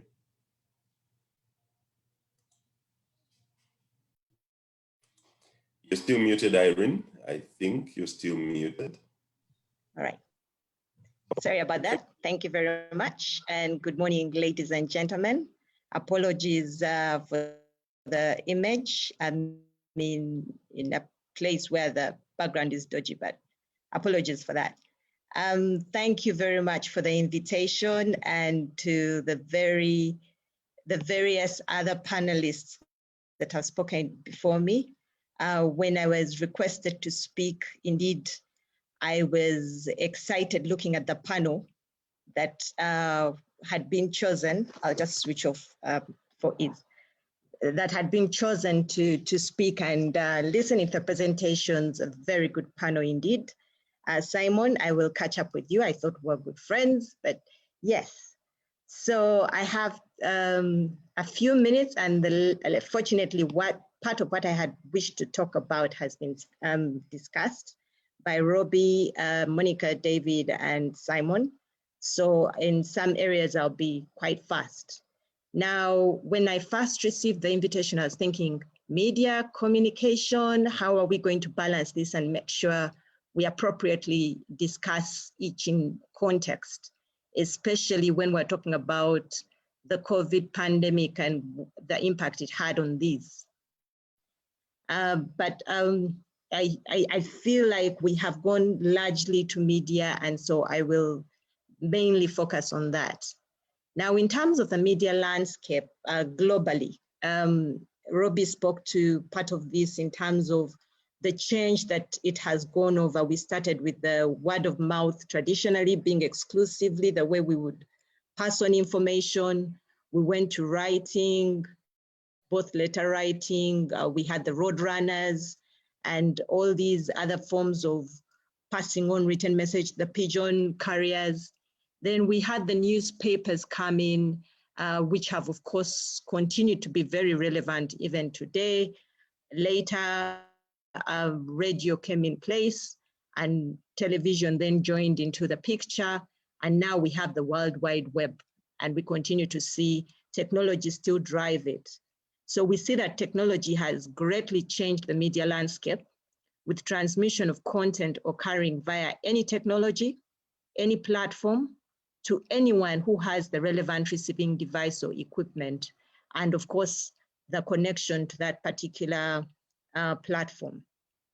Now, when we move on to looking at consumer devices, these two have changed. Typically, when you talk about someone needing to consume media, would probably be talking about them having physically the newspaper or having a radio. I know in many parts of Uganda, you still find those radios, not the sound solos that were more popular with those who had a bit more money, but there were always those small radios that people could carry around in the gardens, sitting around the verandas in the rural areas, conversing. And now we even have the digital ones. A lot of the time, we even forget when someone asks you, do you have a radio in the house? You're likely to say no. Then you remember maybe the clock does have a radio to it. My phone might have a radio. I have a radio in the car. So for most people, that is not even a question they easily answer. TV sets have also evolved. We now even have those that are connected to the internet that allow you to access internet services. And then we, of course, have issues like the PVRs, used mainly with the pay TVs and the DTT platforms. We have computers today becoming devices for consuming media services, and of course also the smartphones. Now, Robbie in her paper, and again, thanks to the think tank for that paper, very interesting write-up indeed. Yes, she spoke to the broadcasting, the regulation of the sector, and indeed mentioned the fact that we have different regulation for print media and electronic media. And as alluded to by Monica as well as Simon, yes, there is the Uganda Communications Commission and the Media Council. The Uganda Communications Commission, which I work with, is the regulator of the communications sector. And according to the Communications Act, this includes telecommunications, broadcasting, radio communications, postal communications, data communications, and infrastructure. And the roles that this entails include issuing of licenses for broadcasting. So no person is allowed to broadcast in Uganda without a license. We set standards, monitor and enforce compliance relating to content. We also manage the radio frequency spectrum, which is more relevant to over-the-air broadcasters. And we receive, investigate, and arbitrate complaints relating to communication services. That includes the broadcasting services. Then we have our sister agency, the Media Council, which ensures, of course, freedom of the press, but largely regulates the mass media in respect of the conduct and good ethical standards and discipline of journalists, as well as handling the censoring of films, videotapes, plays, and other related apparatus for public consumption in Uganda. And under the Press and Media Act, mass media includes newspapers, posters, banners, electronic media published for public consumption. When we go to look at the consumption landscape in Uganda, yes, this was already alluded to by Robbie. Yes, we still have a lot of radio usage. I know there was, and I think Simon and Monica also alluded to this, that we tend to look at the services in the context of the urban area, the Kampala consumer. But when you look at it from the national context, radio is still very much a popular form of consumption of media. We also still have print in terms of the different papers, although as has been observed, this took a hit during COVID due to not being able to access the papers. If I am locked down in the house, how do I get to that paper? From the communication side, this is where I'll bring in the communication angle in terms of the telecommunications. Telephony usage has increased and so has the coverage. Currently, we have about 75% geographical coverage in terms of data services.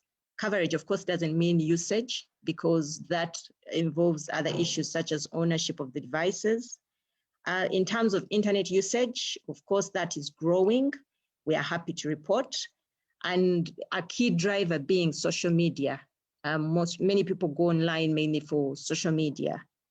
In terms of statistics, we see about 6.5 million subscribers having smartphones and 16.5 having feature phones. Interestingly, not all those that have such devices use the internet.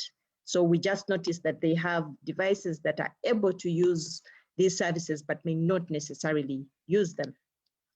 Now, when we look at the consumer, with all the developments that have been, taken place in the sector, in the industry, yes, we've tended to get lazy and also keep desiring more convenience.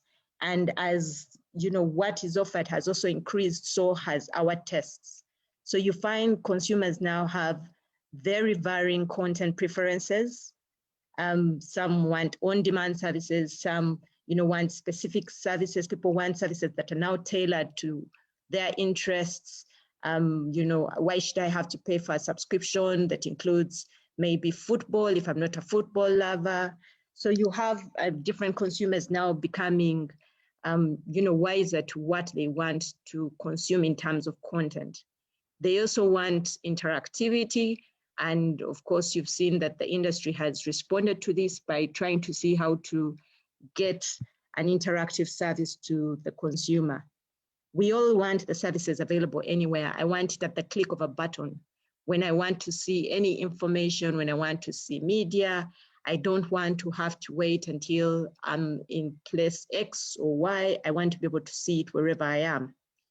And I also want to be able to see it anytime. When I take a commercial break from work, when I'm in between, maybe when I'm seated in a taxi, I want to be able to, be watching or catch up. I don't want to miss my favorite show or my favorite cheswa.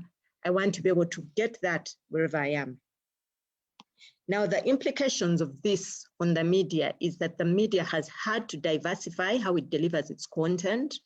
We've observed, of course, many of the presenters have spoken to the fact that during COVID as well, many of the media houses then diversified how they go. They have the print media, they have the online platforms, and all these other channels. We also, interestingly, see the telcos have also made provision because their networks are able. So we now have Airtel TV, we have Your TV coming up, and all these other platforms, different forms of applications. We also see them having to innovate to be able to survive. Monica spoke to this in terms of the sustainability. Before, yes, we pay for the newspaper. We have all these other services that were for free. And, the key question is, can then the media industry continue to survive with, free services and only depend on advertisement? Simon also alluded to this in terms of the sustainability of the media houses. You know, everybody goes in looking at it as long as I get, you know, a contract with the other company, I'll be able to keep running. But there are all these expenses, and for many people, the unfortunate culture of Uganda where we seem to just copy without getting an appreciation from the people therein exactly what is involved and understanding the business we're going into. So you find that many people find themselves without a strategy, but those who are more understanding of the business then start to find innovative ways on how they can ensure the continuity of their business and be able to sustain their services towards their public. We also see them need, there's a sudden pressure in the industry about being fast to break out news. And this goes to, again, what many of the previous speakers were talking about when it comes to accuracy, because everybody is rushing to be the one that breaks the news. They tend not to stop to verify and do all these checks that traditionally are enshrined in the profession of journalism to make sure that, you know, you have a quality service and a professional service, and these are then sidetracked for the purposes of even money.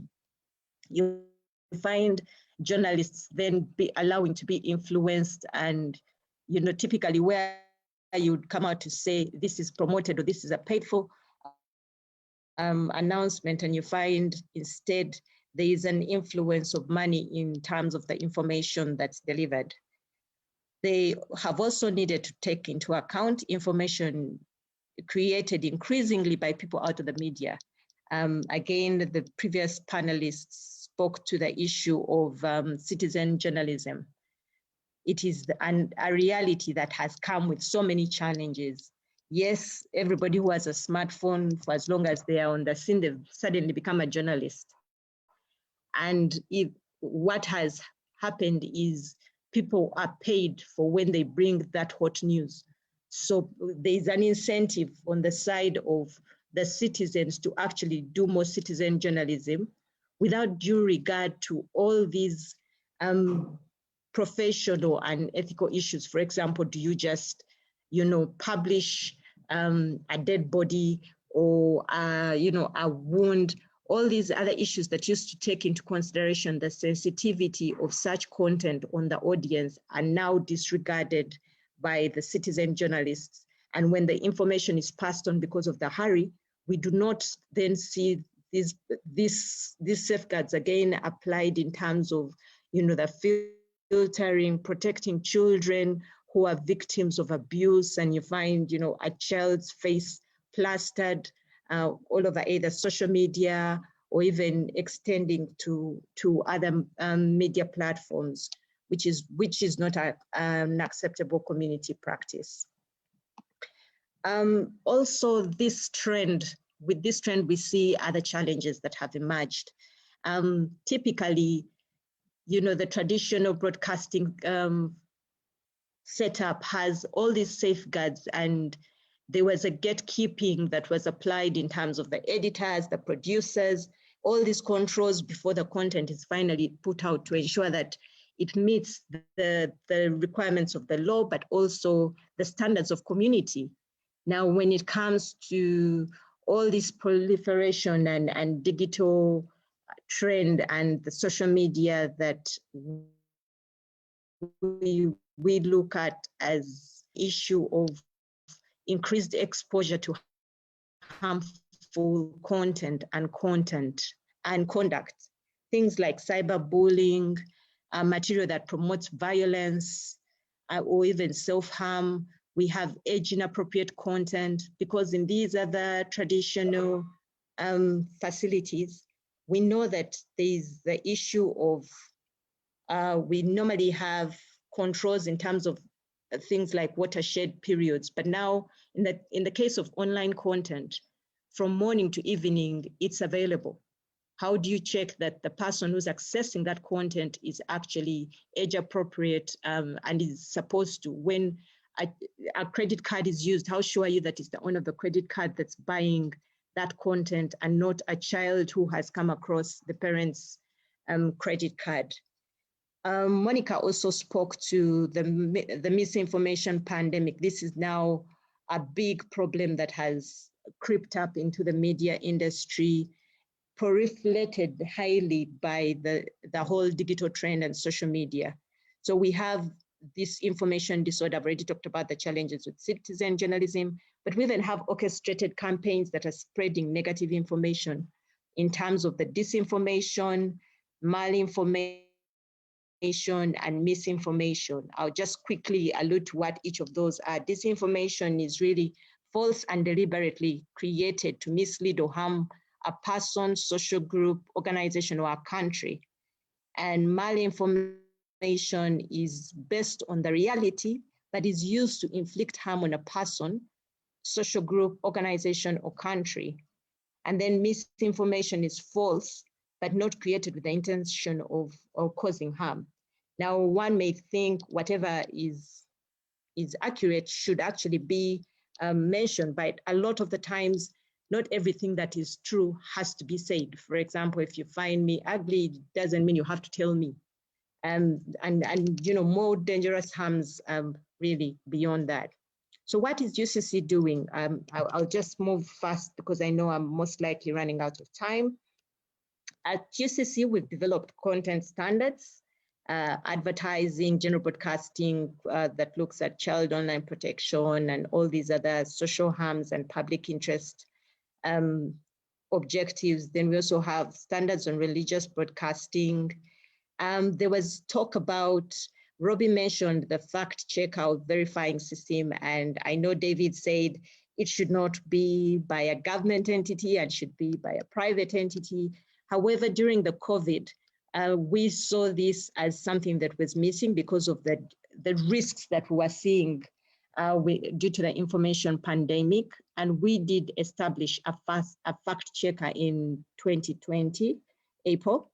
And this is aimed at helping the public to check the factual accuracy of content that's posted online, and also to flag out fake news, because the internet is vast. Not even just what is posted on social media, but it could be on WhatsApp platforms. And we have a sense of humor, but we forget that recipients are not always aware of the sense of humor. So how I receive it might be different from the next person, and we may therefore not be able to tell that this is just a joke or someone who is outrightly doing a negative campaign of sending out false information or negative propaganda. So it seeks to enable a user to verify online or messaging posts before sharing it, or even consuming it and digesting and acting on it. We've also seen it necessary and have partnered with other stakeholders to do media literacy.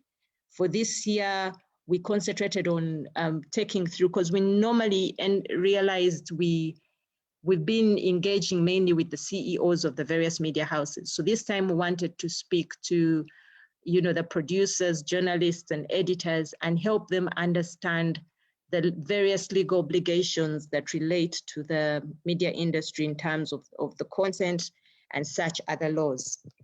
We've also increased our engagement with the licensees so that we remove the excuses of not understanding, but also getting to appreciate the challenges they're facing. As a regulator, we don't see ourselves as just a policeman. We are there to facilitate development, so we are partners in development, and therefore believe engagement helps us to understand the challenges of the media, of the broadcasting industry and the players, and be able to have more relevant and responsive regulation.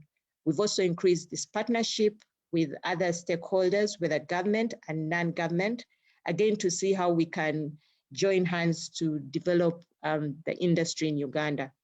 Enforcement is not an option. Yes, the rules are there to be enforced and to be complied with.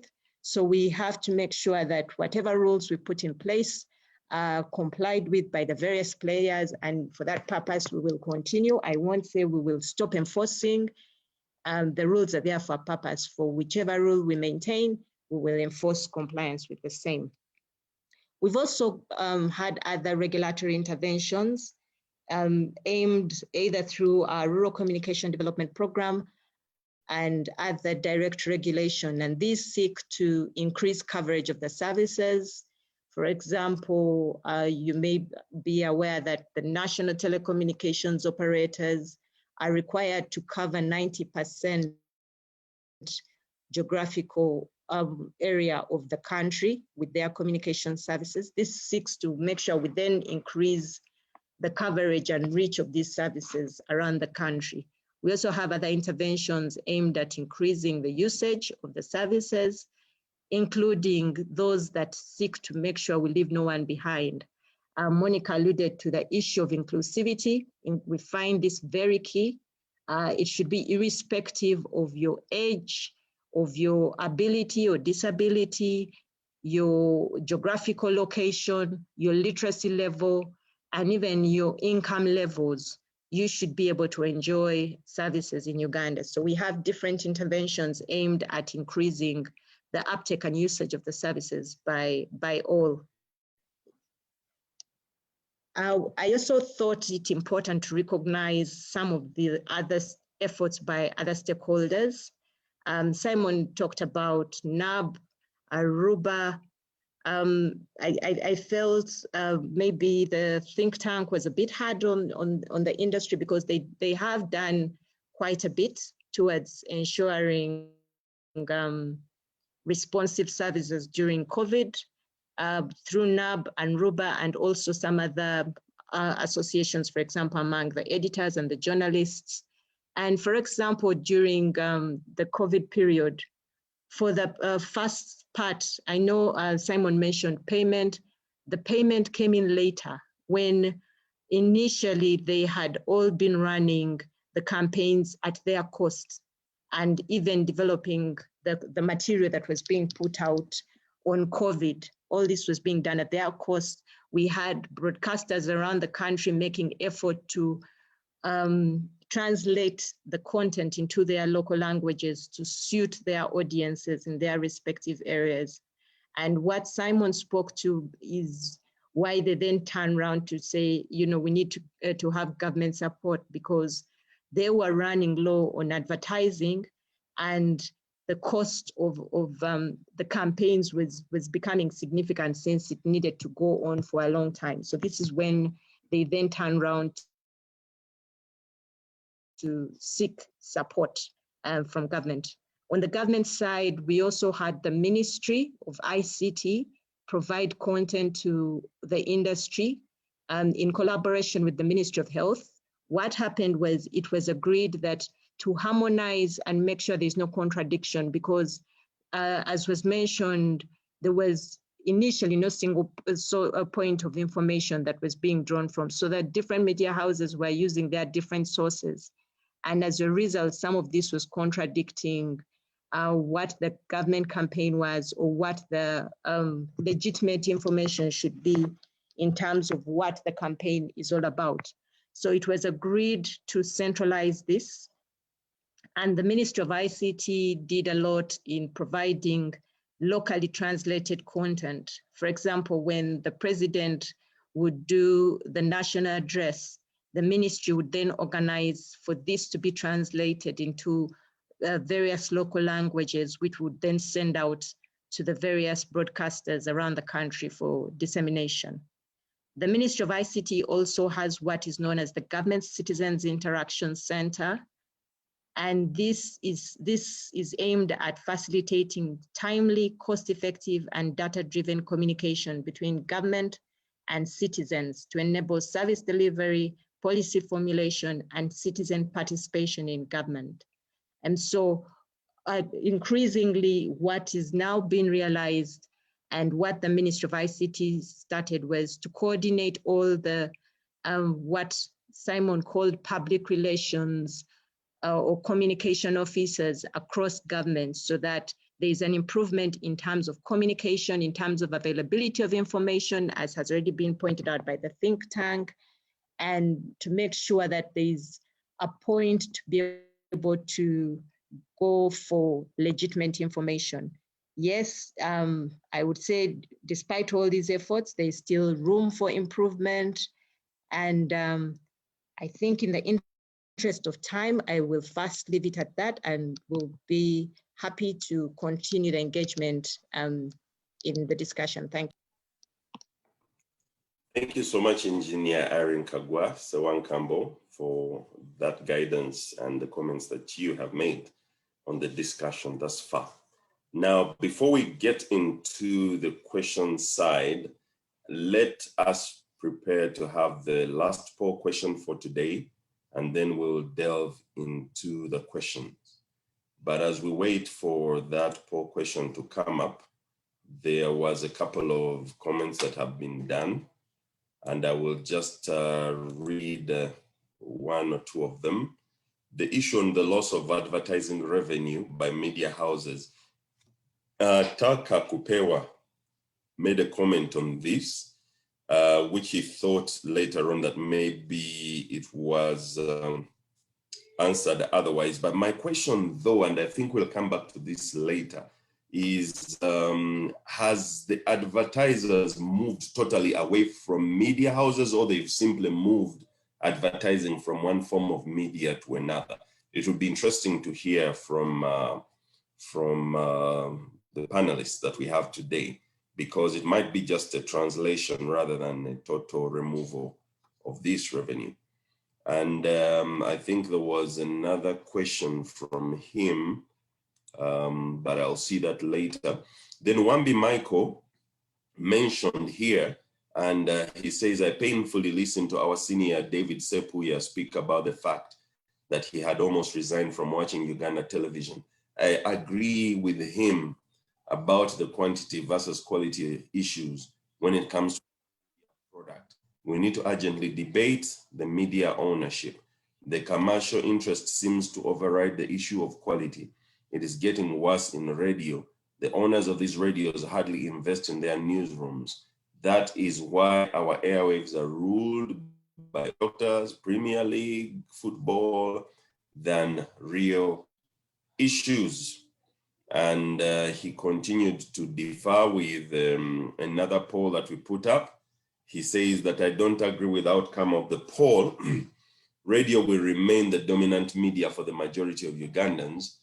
The social media hype seems elitist. What is Professor Monica Chibita and David Sepuya's take on this? We will come back to that and get their take on that.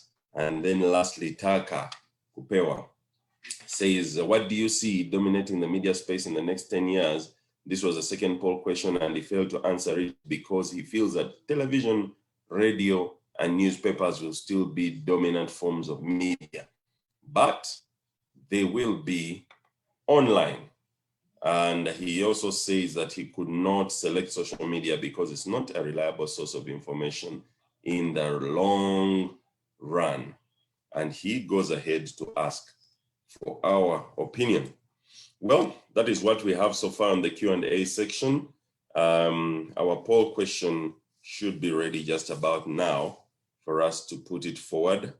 If it's not, then I will delve straight into the questions side of things. I don't know, admin, do we have the poll question ready, or should I just move straight in? Okay, we will move straight. Let's begin with the specific commentaries that we just read out. The first one, David, you had resigned from television, and then recently you came back. What has really changed with the 6 or 7 year sabbatical that you have? Or are you about to go back into sabbatical?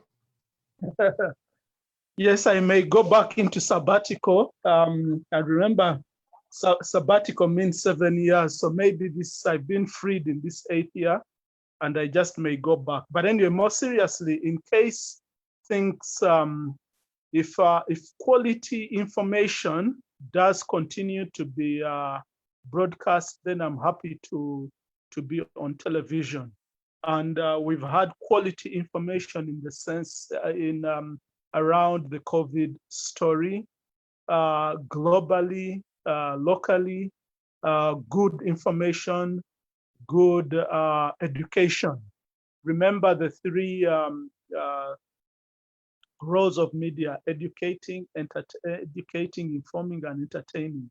My emphasis is the fact that in the last so many years, from my perspective, we had bent so much towards entertainment, which really is fairly poor from my perspective.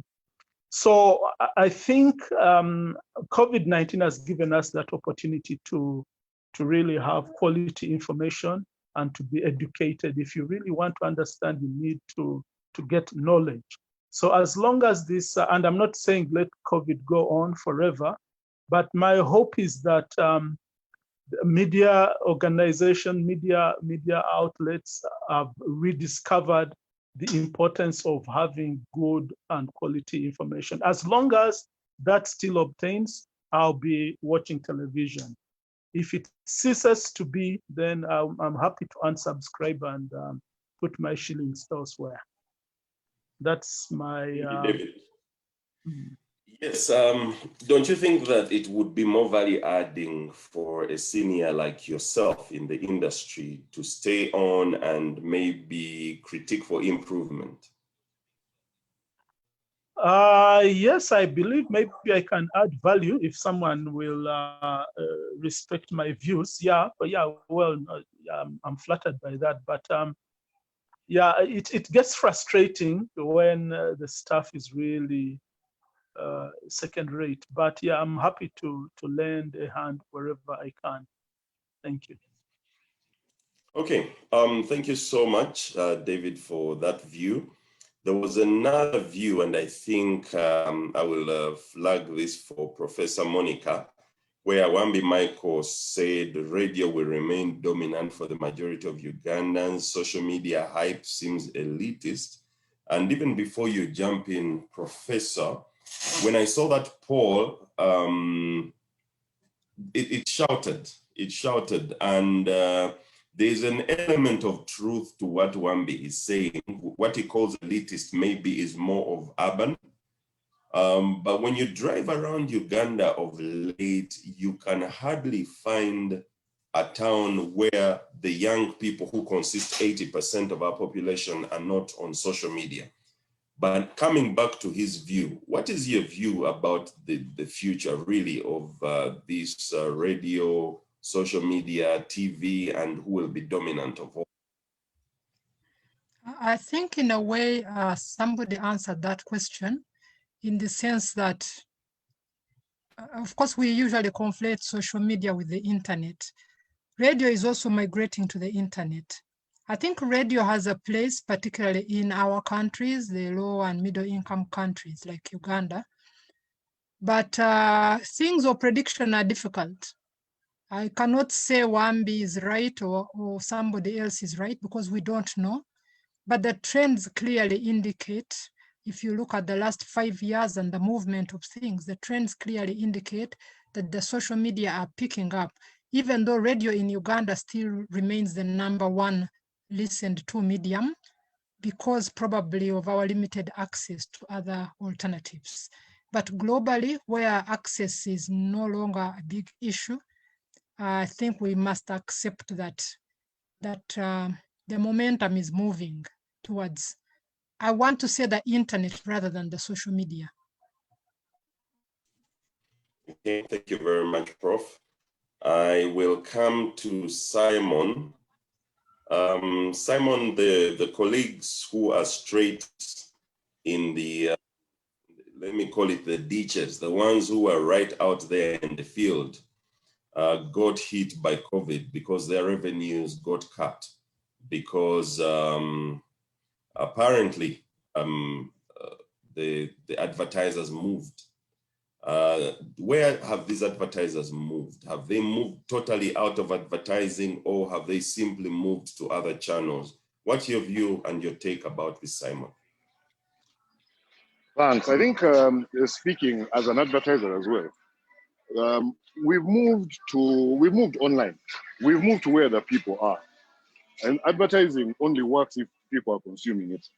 Now, as you saw from the statistics that Robbie shared and what Irene has said as well, traditional media, in the sense of newspapers, for instance, not being consumed as much. So If I want my advert to be seen, and the majority of Ugandans are made up of the youth, and those youth are online most of the time, then that's where I'm going to put my advertising. And that's one of the reasons why our media houses, the traditional media houses, have lost out. And it's created a new opportunity for them because, as you've seen, most of them have now gone digital, gone online, because they realized that that's where the value is will be achieved. New Vision now, you subscribe to them and read them online. And when you go online, one, it's cheaper for them to operate, and two, it's easier for them to get the money from the Coca-Colas of this world, because that's where we want our adverts, or that's where our adverts will be consumed. Now, the problem with that is it's also created, and I think Irene pointed to this, it's created very many new media houses, quotation marks. You have very many online news sites, but they are only news in the sense that they get what they purport to be a news story and make it available. Has any journalism gone into that? In most cases, no. And why that presents a problem is the advertiser has a place where they can put their advert, but the people who go to consume information are not being served.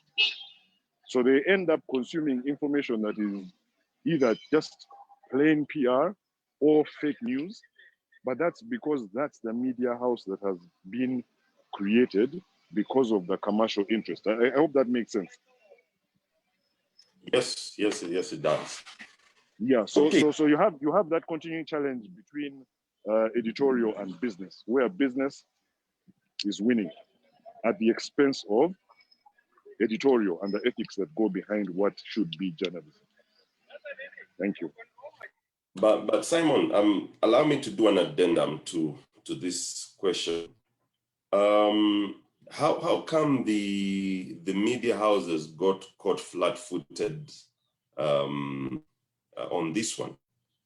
How come they didn't see this coming? You're basically asking me to declare them incompetent in a certain sense. Look, I'll tell you that even during the coverage of COVID-19, there are many instances where journalists were not doing their job. And Irene called it copy and paste, right? There are many instances where the journalists were not providing the analysis that they should have. Why? Go back to what Robbie said about training. We've lost out in this country in a large way because we are not building up that profession that is journalism. You don't have more David Sepuyas. Instead, you have entertainers. You have radio presenters being touted as journalists. People speak more than they think. So COVID-19 it had to hit us, because none of us in December were consuming international news and analyzing it, were following trends. Ask yourself how many times the WHO was in the news last year in Uganda. Why was that not an issue why was that not an organization that we were following? Instead, we were going with the usual excitement and sensationalism that currently defines journalism. And that sensationalism was not just in Uganda now because of the likes of Donald Trump and everybody, but journalists are supposed to do much, much more. And that challenge that we face, call it out as an opportunity, the challenge that we face now is in realizing the importance of journalism, the importance of the media. And David has just said it now, it is our role to guide, to set the agenda and to lead the way. Yep. Thank you, Simon. David, your hand is up. Did you want to submit something? Yes, I want to say something. Sorry, just to take us back to the issue of radio, Mr. Wambi's question. I want to submit that there's still a place for radio. When I was in my teenage years, which is a number of decades ago, there was a song of the title that "Video Killed the Radio Star." But we know that radio is still on, and at that time, video was VHS tapes and stuff like that. I think right now in the current environment we are in, social media still remains to some extent an elitist platform. Why? Principally because of the cost of running social media. You have to buy data and disposable income as long as our nation remains a low-income nation, low per capita income nation. It will be difficult for the broad population. You're talking of 42 million Ugandans. It will be difficult for even half of that to be on social media. While radio remains virtually free. All you need with radio is a couple of battery cells in the villages, and then you'll be able to be on board. So I think as long as we have the social demographics of today's socioeconomic demographics, the radio star will continue to shine. That's my contention. Thank you. Thank you, David. And I'm going to ask again a follow-up question, which came from comments that Simon made that bordered on something that he called sensationalism. And my view as well is that society has become addicted to sensationalism rather than real issues. And one of the roles of journalism, like you have highlighted, is to educate. In your view, how do we begin to break society from this jinx of sensationalist news to following real news? Because again, part of misguidance of society issues from this kind of sensationalist journalism. I think as long as you provide quality information, then it will become relevant.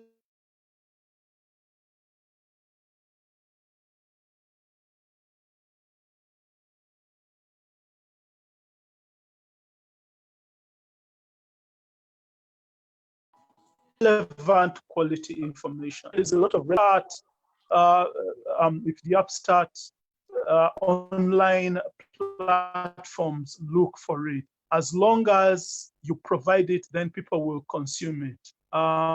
And I think we've continually seen, if I were running any of that kind of thing, I would look for a niche. Where is what would people want to consume? What is what is good that people should consume if we can identify and provide it? But the key point of it, of course, is globally relevant. There's an inevitability that it will consume. But right now, for instance, in the situation where we are today, education is going to go online quite a lot. I have my daughter in the house right now. She's having to do her stuff online. She's not going to go back to those dormitories. So it's relevant stuff. And I believe people who are going to produce information that is that feeds into, say, university education, beyond what her teachers at the university, one of her teachers is Professor Monica, beyond what those people do, then provide how much more can someone else do to enhance her education. That is relevant material that will be consumed. So let's look for niches, let's look for the information, and let's give it a relevance, then it will be consumed. It will steadily undermine the chaff, the useless stuff. That's my contention. Thank you, David, and to Professor Monica. David, inferred in his comments, and I think a number of the other panelists have, on the reliability of news or content. And we'll say that a number of urban Ugandans now glean their news stories from bloggers, from YouTubers, as they consider mainstream media to be puppet or unreliable. Yeah. What you can be done to realign Ugandans who are steadily falling in that category? And I also noticed, like Avalia mentioned, that what we are calling villages now or town centers, if you take a quick drive through lately, you will find young people there are actually on social media. So how do we stop this trend where Ugandans are now getting their critical news from bloggers and YouTubers rather than the mainstream media houses? There are lots of factors. One of the things people have talked about is what they call a trust deficit between the public and the media. The media have to work to make themselves trustworthy again, where that deficit exists. And that means they just have to, again, up their ethics. I think a lot of it is around ethics. Irene, I think, made a very good point, which is that the media have become, you can kind of negotiate a story, negotiate yourself in or out of a story. And this is true, it's not rumors. So I think we have to kind of go back to the basics and go back to the ethical principles. And that has to do with training, but it also has to do with the volition, the decision of the individual journalists. You can't be ethical on behalf of somebody else. They have to make that choice themselves in that moment. That is one thing. The other thing is that part of the reason people are moving to these other places to look for, in inverted commas, news is because they are lazy to read real news. And that's a much more difficult thing to address. So media houses are concentrating on making it as attractive as possible, as brief as possible, as snapshot as possible, but then you lose out on the depth. So I don't know that there's a solution to this problem. I can only continue to describe it for you, but I don't know that there's a solution. Thank you, Professor. Indeed, you describe a scenario where we are going to be increasingly a misinformed society because we are too lazy to go into depth. Well, at this point in time, we'll take a brief break as we do the fourth poll question, and then we will come back to the questions. I still have a string of them, of things that I think we need to address. So we will have the fourth poll question. And the question is, what should be done in Uganda to ride the wave of inevitable change sweeping across media and communication? What should be done in Uganda to ride the wave of inevitable change sweeping across media and communication? It should be focusing on improving media training, a tertiary and continuous training of media professionals, focus on producing and promoting positive, wholesome content, tighten the regulation of citizen journalism, and lastly, let nature take its course, since change is inevitable. Should we focus on improving media training? Should we focus on producing and promoting wholesome and positive content? Should we tighten the regulation of citizen journalism? And should we let nature take its course? What do you think about what needs to be done in Uganda in order to ride the wave of inevitable change sweeping across media and communication? Make your view known so that we understand how to address issues if there's any issues to be addressed. Next 15 seconds, we'll be pulling down the poll and continuing in the Q&A. Please make your view known on what needs to be done to ride the wave of inevitable change sweeping across media and communication. We should be ending the poll just about now.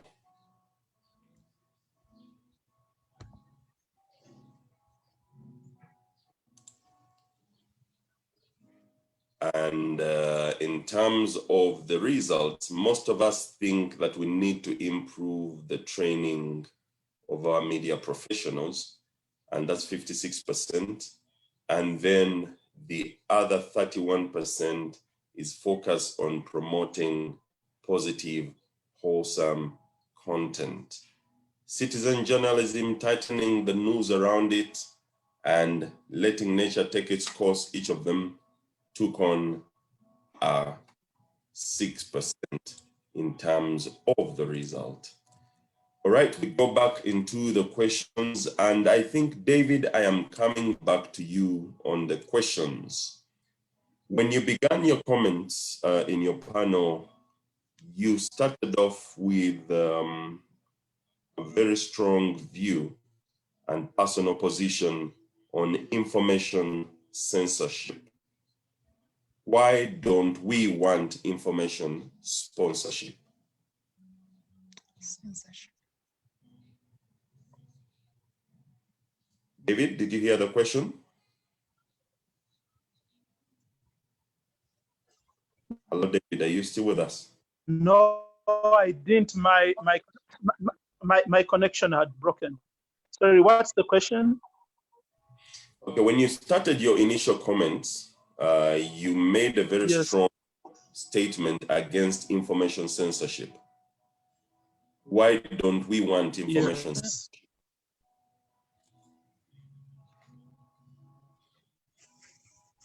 Okay, censorship by definition is a negative thing. I agree to have quality control. What I don't want, the point I was making is that when you centralize, and I think that's the point Robbie made, when you centralize quality control, you're on a slippery slope downhill to censorship. So censorship by definition is not good. Quality control is good. The way you do quality control can either be good, can be positive for consumers, or it can be negative. It can result into censorship. Certainly, I don't think anyone wants censorship, but we all want quality control. So there is a difference between the two. The moment you centralize quality control, then you're on a slippery slope to censorship. That's my point. Thank you, David. Robbie, your comments on that, and as you go about responding to that, please speak to how we can balance between free press or free media and regulation.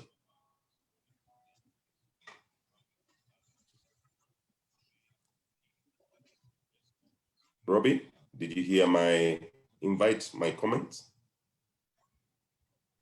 Yes, thank you once again for the discussion and insightful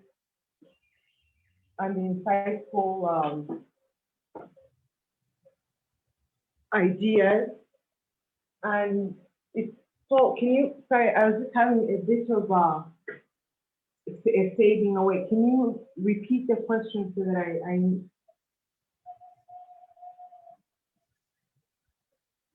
if you can please repeat. I did ask David. Yes. I asked David to respond to why he made his comments on information censorship, and he made a reaction.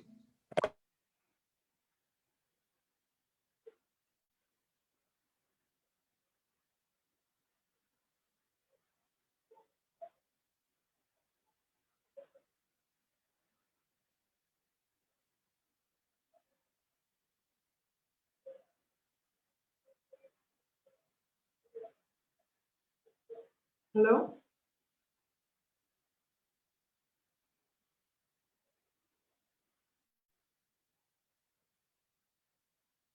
Hello?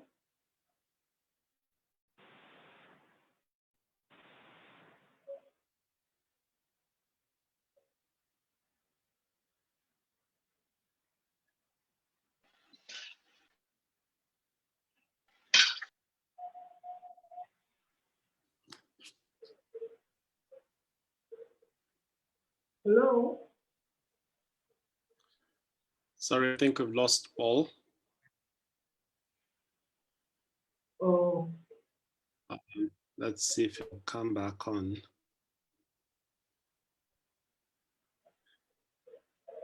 I didn't quite get the question myself, and so this is, I'll just ask that you make a response as you wait for Paul to come back. I think he's back now, just a moment. Yes, I'm back. Okay, you can take it up, Paul. You need to I don't know if Robbie had my question. Repeat it for her. The question was that I just needed her to respond. Robbie, if you could comment on the balance between free media and communication and regulation.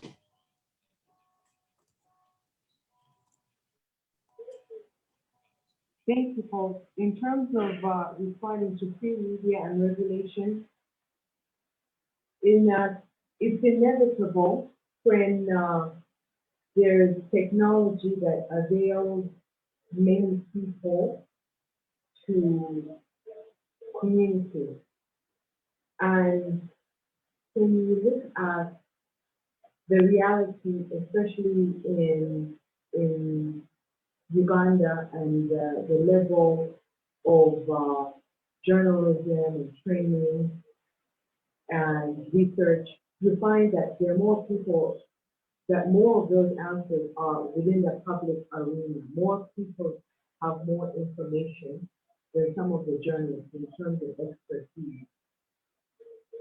So therefore, when looking for information,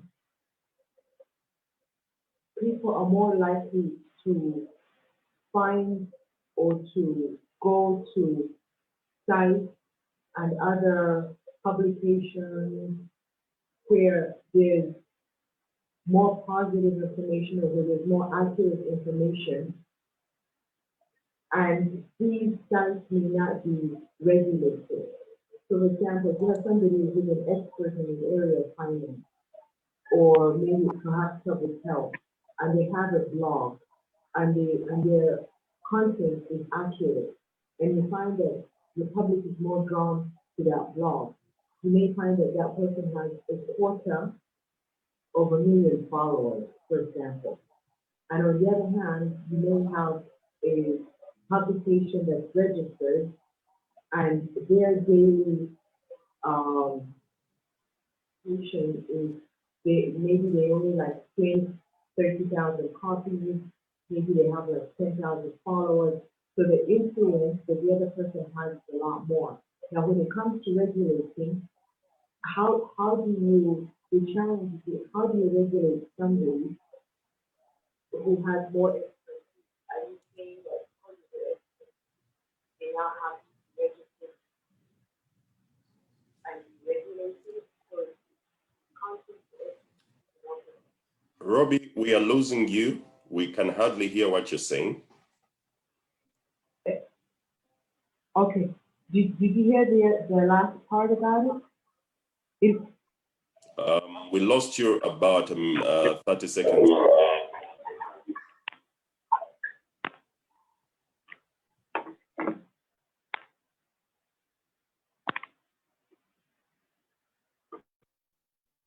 How about now? Is this better? Can you hear me better now?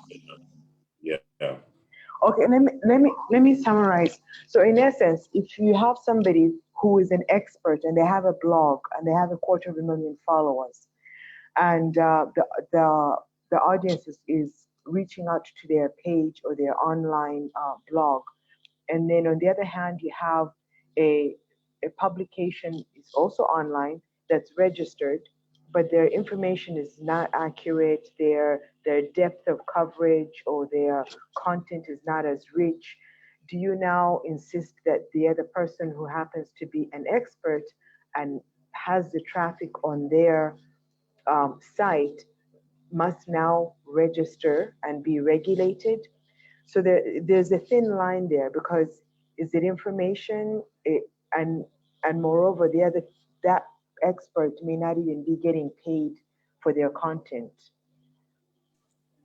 So when UCC is, or when there's regulation there, is it regulating a business? Is it regulating, like what is it that they're regulating?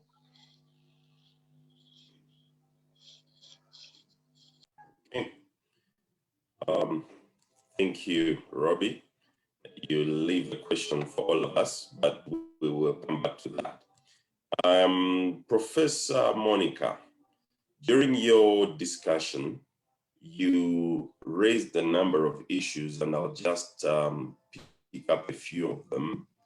You mentioned about the need for media to go beyond being what is referred to as a dashboard media. And you wondered in one of your commentaries whether media is asking all the right questions. My question begs, there is the problem of what I refer to as lazy journalism. And journalists would rather break a story even when they are told or informed that it has serious reputational impact. Some of these stories border on libel and causing reputational loss for people, which can become a mess to clean up.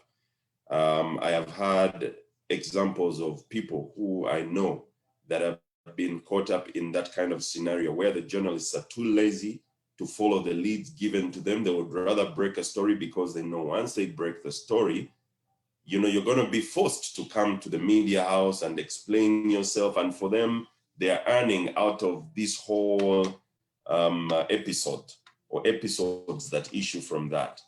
How do we make progress away from that kind of lazy journalism?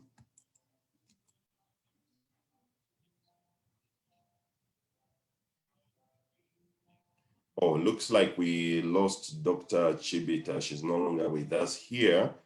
Maybe David, Simon, you've been quiet for a while. You comment on that, and then later David can as well comment on that. Thank you. Back in the day, we used to call journalism a vocation. Okay, you had a calling to be a journalist, and then you underwent training, and it was important for you to know the ethics because of the amount of power you had, since we were the only source of information for the wider public, the people who provided it via mass media. That's why citizen journalism today is so dangerous or frowned upon, because the power to damage somebody is in the hands of almost everybody, and especially people who have no care for ethics, who don't even have an understanding of the ethics or the profession of journalism. Now, what the question refers to is lazy journalism, but I don't think it is just lazy journalism. It is unprofessional journalism that we need to address. And what we've talked about today is the need for training. And I think even the last poll you conducted responded to that pretty well. If we can have more professional journalists operating out there, and also get the general public to understand the profession of journalism, then you'll have less of a risk of people doing this negative, malicious reporting, quotation marks. You'll have people understanding that what they read on Facebook and Twitter and in WhatsApp groups is not necessarily the truth. You will have the general public understanding why they should verify more than consume and believe. In this age, that's really our only hope, because we've started down on this road and there's no way we are going to go back, not just in Uganda, but across the world. And I think Donald Trump is your very best example of this around the world. So long as you can tweet something, it becomes news, whether it's true or not. But that's the whole president of the United States of America. So in a nutshell, there you have it. Train, develop more professional journalists, and get everybody to understand what journalism is really about, as opposed to this information that is spread via social media. Thank you, Paul. Thank you, Simon. And David, as you comment on that, Simon raises a critical issue of journalism being a calling. It's like being a pastor or a doctor. There's certain professions where it requires people with a calling.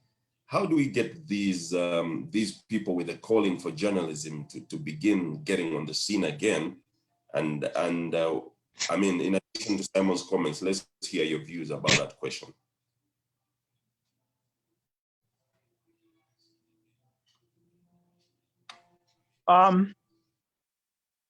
I do agree that journalism is a calling. I believe, okay, all jobs should be callings, but this one particularly, because it doesn't offer much in as far as material benefit is concerned. Remuneration remains. You have to have a passion for it in order to go. About 15, 18 years ago, there was a rush. There came a rush for people to join journalism school at universities, and many of these supervised them. I could, and I did great work, but even then, their output was poor. I think it's essentially because they didn't have their heart in it. Some would come in, realize the money is not there, then they lose gas. So I think if the and I'll pose this challenge directly to Professor Chibita. If the training institutions can do a more rigorous sifting of people whom they admit onto their courses, then we can have real better motivated people with a calling to enter the profession. Some years ago, I used to be invited to my old school for talks with HSC students. I think that kind of thing, if the universities can link up with the secondary schools, get some recommendations and start getting people into the training courses. We have an obsession in admissions to get people getting particular marks or a threshold of marks, and yet that is not enough. It's not just your academic excellence or your ability to pass exams that makes you good or suitable to do a job. It's to take up a profession. It's the excellence, it's the passion that you have, which is critical. If I were running a training institution, instead of relying on people's pass marks at HSC or O level, I would go fishing around the schools. The teachers know their people, they know their abilities. These are the kind of people whom I would admit onto my course. And I just want to throw this challenge to Professor Monica. I know it is a big challenge, but I believe that ultimately is what will help us churn out better motivated journalists. I don't know whether any statistics, any data still obtains on the number of people who have been trained or who have graduated in journalism, in media studies, who are still in the profession. I won't be surprised if upwards of 80% are no longer practicing. It's partly because these people are not called to do the work. But you and I will know that people who have been, for instance, doctors, they're doctors who are hanging out in terrible, terrible places. These are guys who have been called specific profession. So from the word go, students should be encouraged to choose an area of interest and they champion it. For instance, I know I was involved in the top environmental journalists we have in the country had never ever stepped in a news for it. He is there, he's still there, but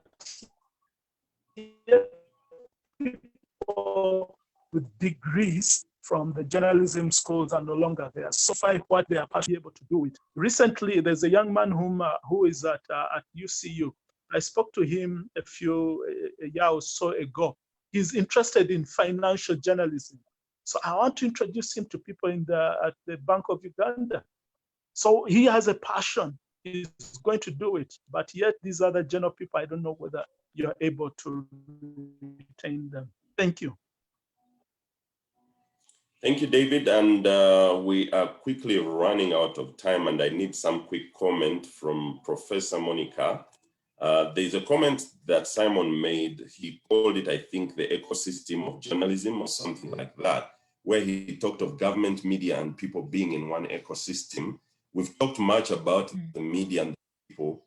How about the government? What can the role of government, other than regulation, be? What can government improve in order to bring journalism in Uganda to a better level? Yeah, so regulation is a good one. Regulation both of the practice of journalism and the standards, the educational standards for journalism. This is what was supposed to be done by NIJU, the National Institute for Journalists of Uganda. The problem again is the trust deficit. Every time you raise that with journalists say, no, we don't want that because it's going to give government an inroad and they will try to manage us. So that trust has to be addressed before this would be workable. That's what I think. But the other things government can do are to create, the environment, a safe environment for journalists to operate so they don't fear that they will be beaten up or lose their equipment and so on. Also to create facilities for journalists to be able to do in-depth stories, to have access to resources which they need and so on.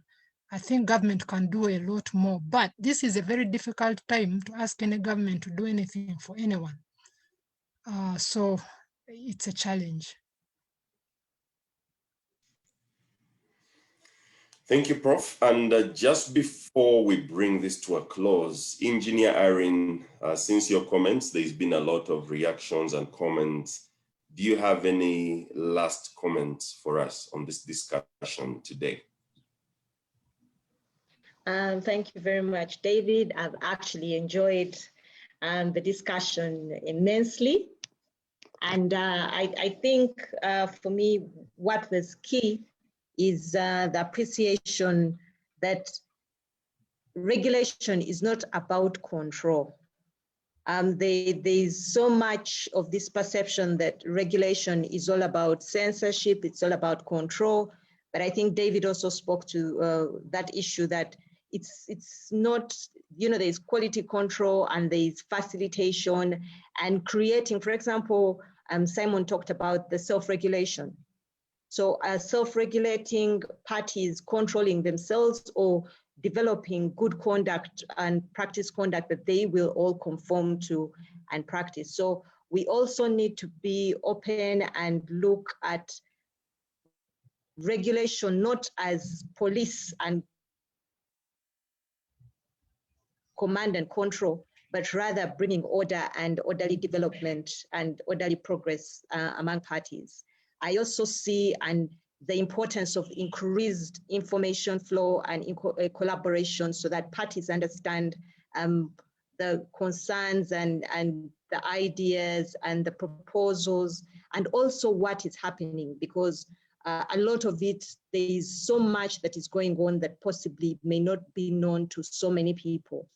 And I want to applaud the CASO team, because I'm one of those who believes that think tanks are a valuable grouping to have so that you have that generation of ideas beyond the busy people who may not be taking the time to internalize these issues. So thank you very much, and thank you to each of the panelists for their very insightful views. I look forward to maybe having a virtual cup of tea or a real one if COVID does permit, so that we can have more in-depth discussion and exchange ideas on how we can take this industry forward. Thank you very much. And on that note, we do recognize our guests today, starting with our special guest engineer, Irene Kabasa-Kambo, Mr. David Sepuya, Professor Monica Balia-Chivita, and Mr. Simon Kaheru. Thank you very much for giving us your time and giving us your, I would like to call it intellectual property, in order for us to make progressive discussion as we build our nation forward. The next webinar next Saturday will focus on Parliament and Legislature. So kindly encourage friends and kin to be part of the discussion that will happen at that point in time. Kenya Paul Michael, I would like to invite, I don't know if Mr. Robert Mochiapa is still with us. If he's not, Dr. James Magara to make some closing remarks, and then we can close this webinar today. Looks like Mr. Mochiapa is not here. Dr. Magara, kindly do the honors. All right, thank you very much, Paul, for moderating, and thank you very much, our distinguished panel, for giving us your time and for all the ideas that have come forth. It's been very, very enriching. I've followed all through, and we are, just to let you know, we have a second batch of stuff we're beginning to do now. That is to get together all the ideas, write different kind of products out of them. And we will engage again, maybe not in a public kind of setting, but we will engage again, because we would like to see these ideas not end here, but move to ways in which they can influence what happens. So at CASO, we are very appreciative that you've made time to be with us, and we look forward to a continued interaction. These days, it's strange that most of the people I've met on the screen. I hope that next year, as Engineer Irene said, we would have time to meet face to face. So thanks again, and we wish you a very restful weekend and a fruitful one too. Thank you. Back to you, Paul.